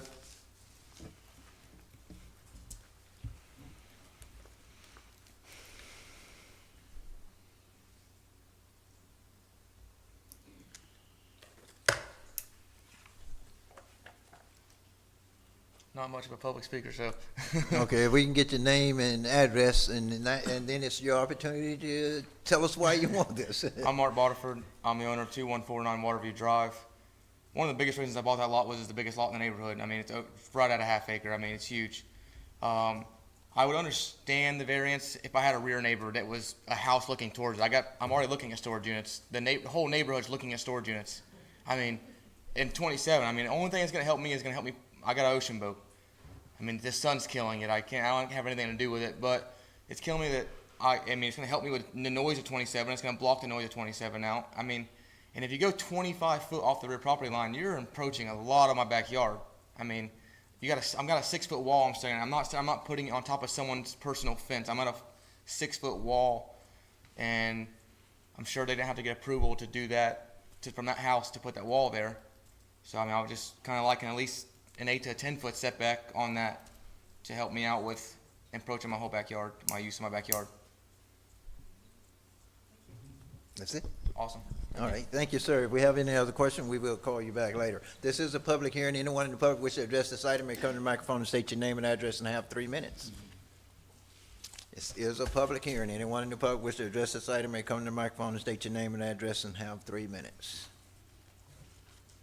Seeing no one, I close public comment. Bring it back to council. So I'm not going to support this, but I'll make a motion just to move this along. Motion to approve item number 16, variance request 2149 North Water Review Drive. A second. Okay. I have a motion and a second of discussion. Sir, you say you needing this for your boat storage, you say? Yes, sir, that's How correct. big of a boat you have? Is it that big? You know, you're talking 30 by 40. This look like, it's mighty big. Okay. It's 30 foot overall. You have to include the trailer in that as well, and the motor stick out. I mean, the boat, they classify, 28 to 30 foot. Then you have 2 foot of motor, 2 foot of trailer tongue, plus your width. I mean, and in my boat, the height, I got a T-top, everything is height. And it's got to be quite that big. And then I could also, it doesn't file for a variance if I was technically a carport for 30 by 40 with no walls. I wouldn't have to get a variance, and it's only a 10 foot setback. You would still need it because it's going over what's the square footage over there, Kirk? 400-500 square feet or something? No stress for a garage. Well, that's my concern, and I hear you about your boat, and just if this is what it's for, a boat, it's trying to vision you needing that big of a garage to store a boat. Okay, I'm having trouble. I can't hardly support this because I think we just had this issue a while back where it's just too close, and there's no way you can move this up to get you 25 feet because you have a lot of backyard there.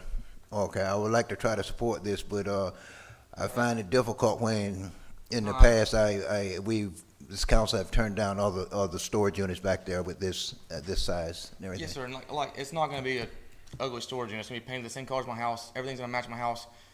Like I said, I went and spoke to every single neighbor about it. They're all in with it. The HOA president approved it. Obviously, I know it comes before you guys for the HOA president, and I'm. 10 foot I feel like would be a reasonable number. I mean, that's still a lot of space off the property line, 10 foot. You come 25 foot, and then I give a 35-foot wide building. Now I'm pretty much at my back door. I mean, I'm giving up a lot of yard that I feel like I pay a great amount of money for a lot of time to use, and I can't properly use it just because I have a boat that's too big. Yes, well, I understand, and Kirk, I appreciate it. There was a question, Mr. Mayor, I'm sorry. It looked like Mr. Cruz wanted to educate us on this shed issue. Correct. Now, if it was, say, a canopy or a carport, let's call it a carport. You look in our code under accessory structures, since it does not have any sides, it's just posts and roof, solid roof. Code says he just has to be 10 feet off the rear property line. It's when you put the walls and enclose it, then that changes the dynamics in the code. Is there a material requirement for this, or what's the variance for, I guess, is what? Really, it's two variances. One is for the setback, since if this was straight across, he would just have a 25-foot rear yard setback from that rear property line. But since technically he has two rear property lines, he's asking for 10 feet here and 20 feet here, because technically he would have to be 20 feet from this line, 20 feet from this line, so it would push it somewhere about where my finger you is. need to move up about 10 feet, is it? From the back one, the 10 foot, you need to go up about 10 feet? 15 feet. Well, he has to be 25 from From here, that one, 25 okay. here, but it's gonna put him out here. Okay. Since he has two property lines. Mhm. So it's gonna push him out here. And of course, the side there where we don't have, the south side of that, we well within the 7.5 foot, I think they're in 7.5 feet. Yeah, side he setback, meets the so side we don't setbacks, have to meet that's that, not a right? problem, it's just Okay. the setback from the two rear property lines. As indicated, he's requesting 10 and then 20 from this line here. So as I said, I'm not going to support it the way it is, but the problem is, and I agree with him because I own big boats, trying to back around there, if he moves it forward, trying to get a boat into that garage would be tricky at best. If it's 30 feet overall, it's got to be at least twin axle. If it's triple axle, then you probably wouldn't be able to make that corner, but it would be difficult to get it in here. At my old house, we had the same issue. And so there's not a great answer for you, and I'm sorry. And as somebody who offshore fishes, I get you. But, just as it is with multiple variances, I'm not going to get there for you, so I'm sorry. I have trouble. Okay, I have a motion in the second for approval of item number 16, variance for 2149 North Water View Drive. Any further discussion? Hearing none, all in favor, let it be known by saying aye. Aye. All opposed? Nay. Aye. Aye. Aye, yes. Okay, chair voting nay as well. Motion fails 2 to 3. Okay. Item 17 withdrawn. Item 18 was withdrawn, and so item number 19, settlement agreement. Mayor, this is a proposed settlement agreement that, if you accepted it, would resolve the litigation between the city and Mr. Geelan. You will see that in the online packet it says Richard. It's actually Rodney, and there's a print copy of that. But in any event, it's with Mr. Geelan, and what it calls for, as an update, I don't know if everyone on the city is aware of this, but the case was remanded to the state court from federal court. At the time that we had the shade session, that was not the case. It was still pending in federal court. There were 3 counts against us. Mr. Geelan dismissed the federal count in order to avoid federal jurisdiction. It is now in the state court, but this settlement agreement would propose that the city pay him $5,000 in exchange for a dismissal from the lawsuit and a complete release of any claims from him to the city, its officers, city council members, insurers, and so on. It would require dismissal of the lawsuit and put an end to the dispute as it is. It's up to you to approve or not. Okay. I'm going to make a motion to. We're done?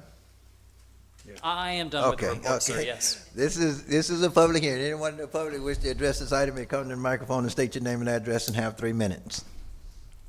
This is a public proceeding. Anyone in the public wish to address this item may come to the microphone and state your name and address and have 3 minutes. Seeing no one, I close public comment. Yes, sir. Motion to approve number 19, settlement agreement with Mr. Galen. A second. Have a motion and a second to approve item number 19, settlement agreement. Any further discussion? No, sir. All in favor, let it be known by saying aye. Aye. All opposed, and the chair vote nay. Motion passes 4-1. Item number 20, designation of city property for fire training facility and relocation of funds. Reallocation of funds.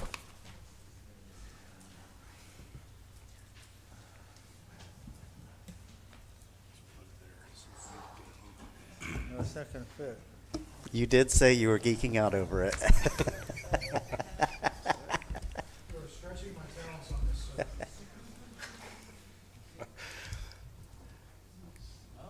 Good evening, Mayor and Council. We're coming up here this evening to request a dedication of our 12th Street property as a public safety training facility and to grant us permission to move forward with the construction of a 3-story drill tower on the site.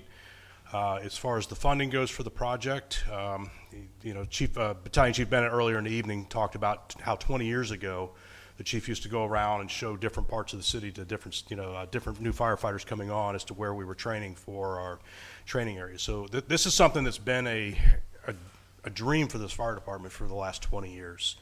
To get an area that's dedicated that we can actually go to and train. There's a couple pieces that go along with that, with having a piece that is actually dedicated as a training site for us. That gives us the ability to access a facility, which is a requirement through our ISO training. We have to get 20 hours per person per year in facility training. So with having that site dedicated, even without a building on it, when we go there and train, we're able to get credit for that facility training. We'll still have to go outside the city for live fire training, but there's a lot that we're going to be able to do here in Clermont. We've talked in past workshops and different meetings about how the 3 facilities that we have access to right now, Leesburg, the IPS up in Tavares, and Valencia College, it's 45 minutes to an hour each way to get to those sites to be able to go train. So that's downtime, just travel going back and forth to the training site. It also takes those resources outside of Clermont. If we'd have had a major incident here, they're going to be delayed by that time frame to get back here, not to mention breaking down on the training site. So having something here is going to provide us the ability to train more effectively. We're going to lose less time in transit.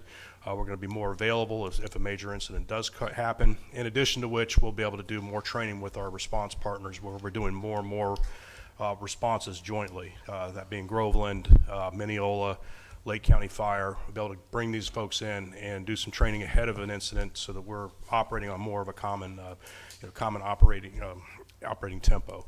So as far as the funding, we went back through our budget this year, being that this is such a high priority for the fire department. We looked at our projects and we reprioritized everything, and we've identified $200,000 that we would like to repurpose within our appropriations to put towards this project and bring it through to completion.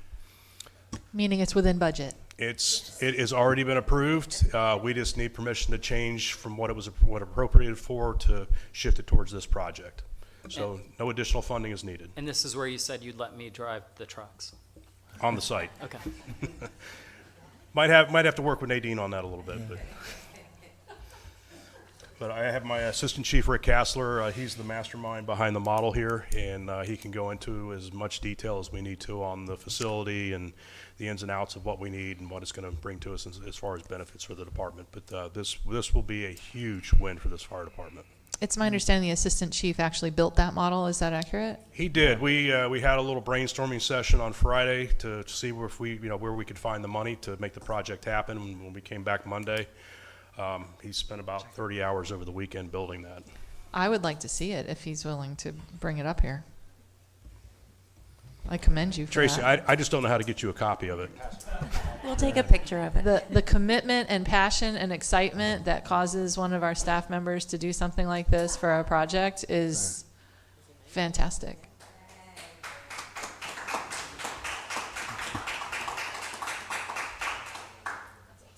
All right. So, and the buildings are to scale. Okay, yeah.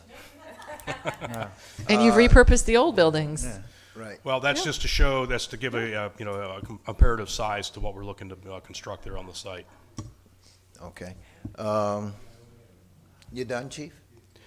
Unless you have any questions. Yeah, if we have any more questions, we will call you, but I need to open it up to the public, if you don't mind. This is a public hearing. Anyone in the public, which, okay, come on.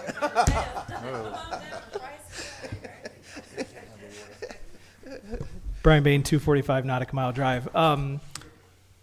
Fully support. It's creative problem solving, no budget amendment, less travel, which keeps our staff and equipment here, saves time, money, and energy. It's a reuse of city property.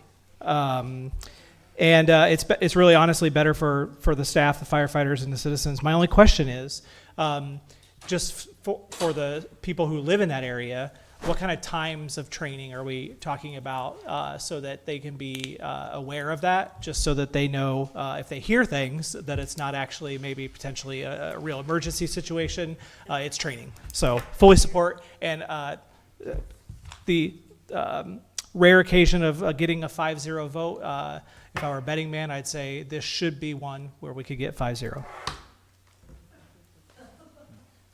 If I can just answer very quickly on the training times, if I tried to push my staff to train before 9 a.m. or after 5 p.m., I would have a small revolution on my hands. We might be able to get 1 or 2 night drills out of them, but we don't run sirens and all the other stuff over there.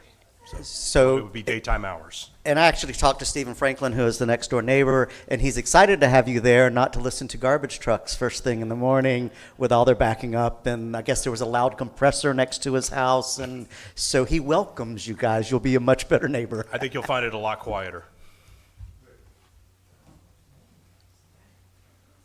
Tom Bennett, Battalion Chief, Clermont Fire Department. Guys, this is just the creative problem solving that you guys have been talking about this for months now, and I'm really happy to see it for such a long-term problem. From my job as union president is quality of life for my people, and they work so hard for you guys and for this community, and this just gives them a little bit of reprieve from sitting in Orlando traffic. We can cut our trainings a little shorter so that we can go back out the next day instead of having to spend 8 hours out there in the blazing sun and in full gear. This helps us in so many ways, especially the quality of life of your firefighters. And I can't tell you how much I appreciate Fire Chief, all you guys coming up with these kinds of solutions and just having the discussions. Again, I know I sound like a broken record, but thank you guys so much from all of your firefighters. I'm sure they'll gladly stand behind me on that thank you. So thank you very much, guys. I appreciate it. Thank you. This is a public hearing. Anyone in the public wish to address this item may come to the microphone and state your name and address and have 3 minutes. Anyone wish to address this item may come to the microphone and state your name and address and have 3 minutes. Seeing no one, I close public comment. Bring it back to council. Motion to approve item number 20, designation of city property for fire training facility and reallocation of funds. Second. Have a motion and a second for approval of item number 20, a designation of city property for fire training facilities and reallocation of funds. So this will be complete tomorrow, right?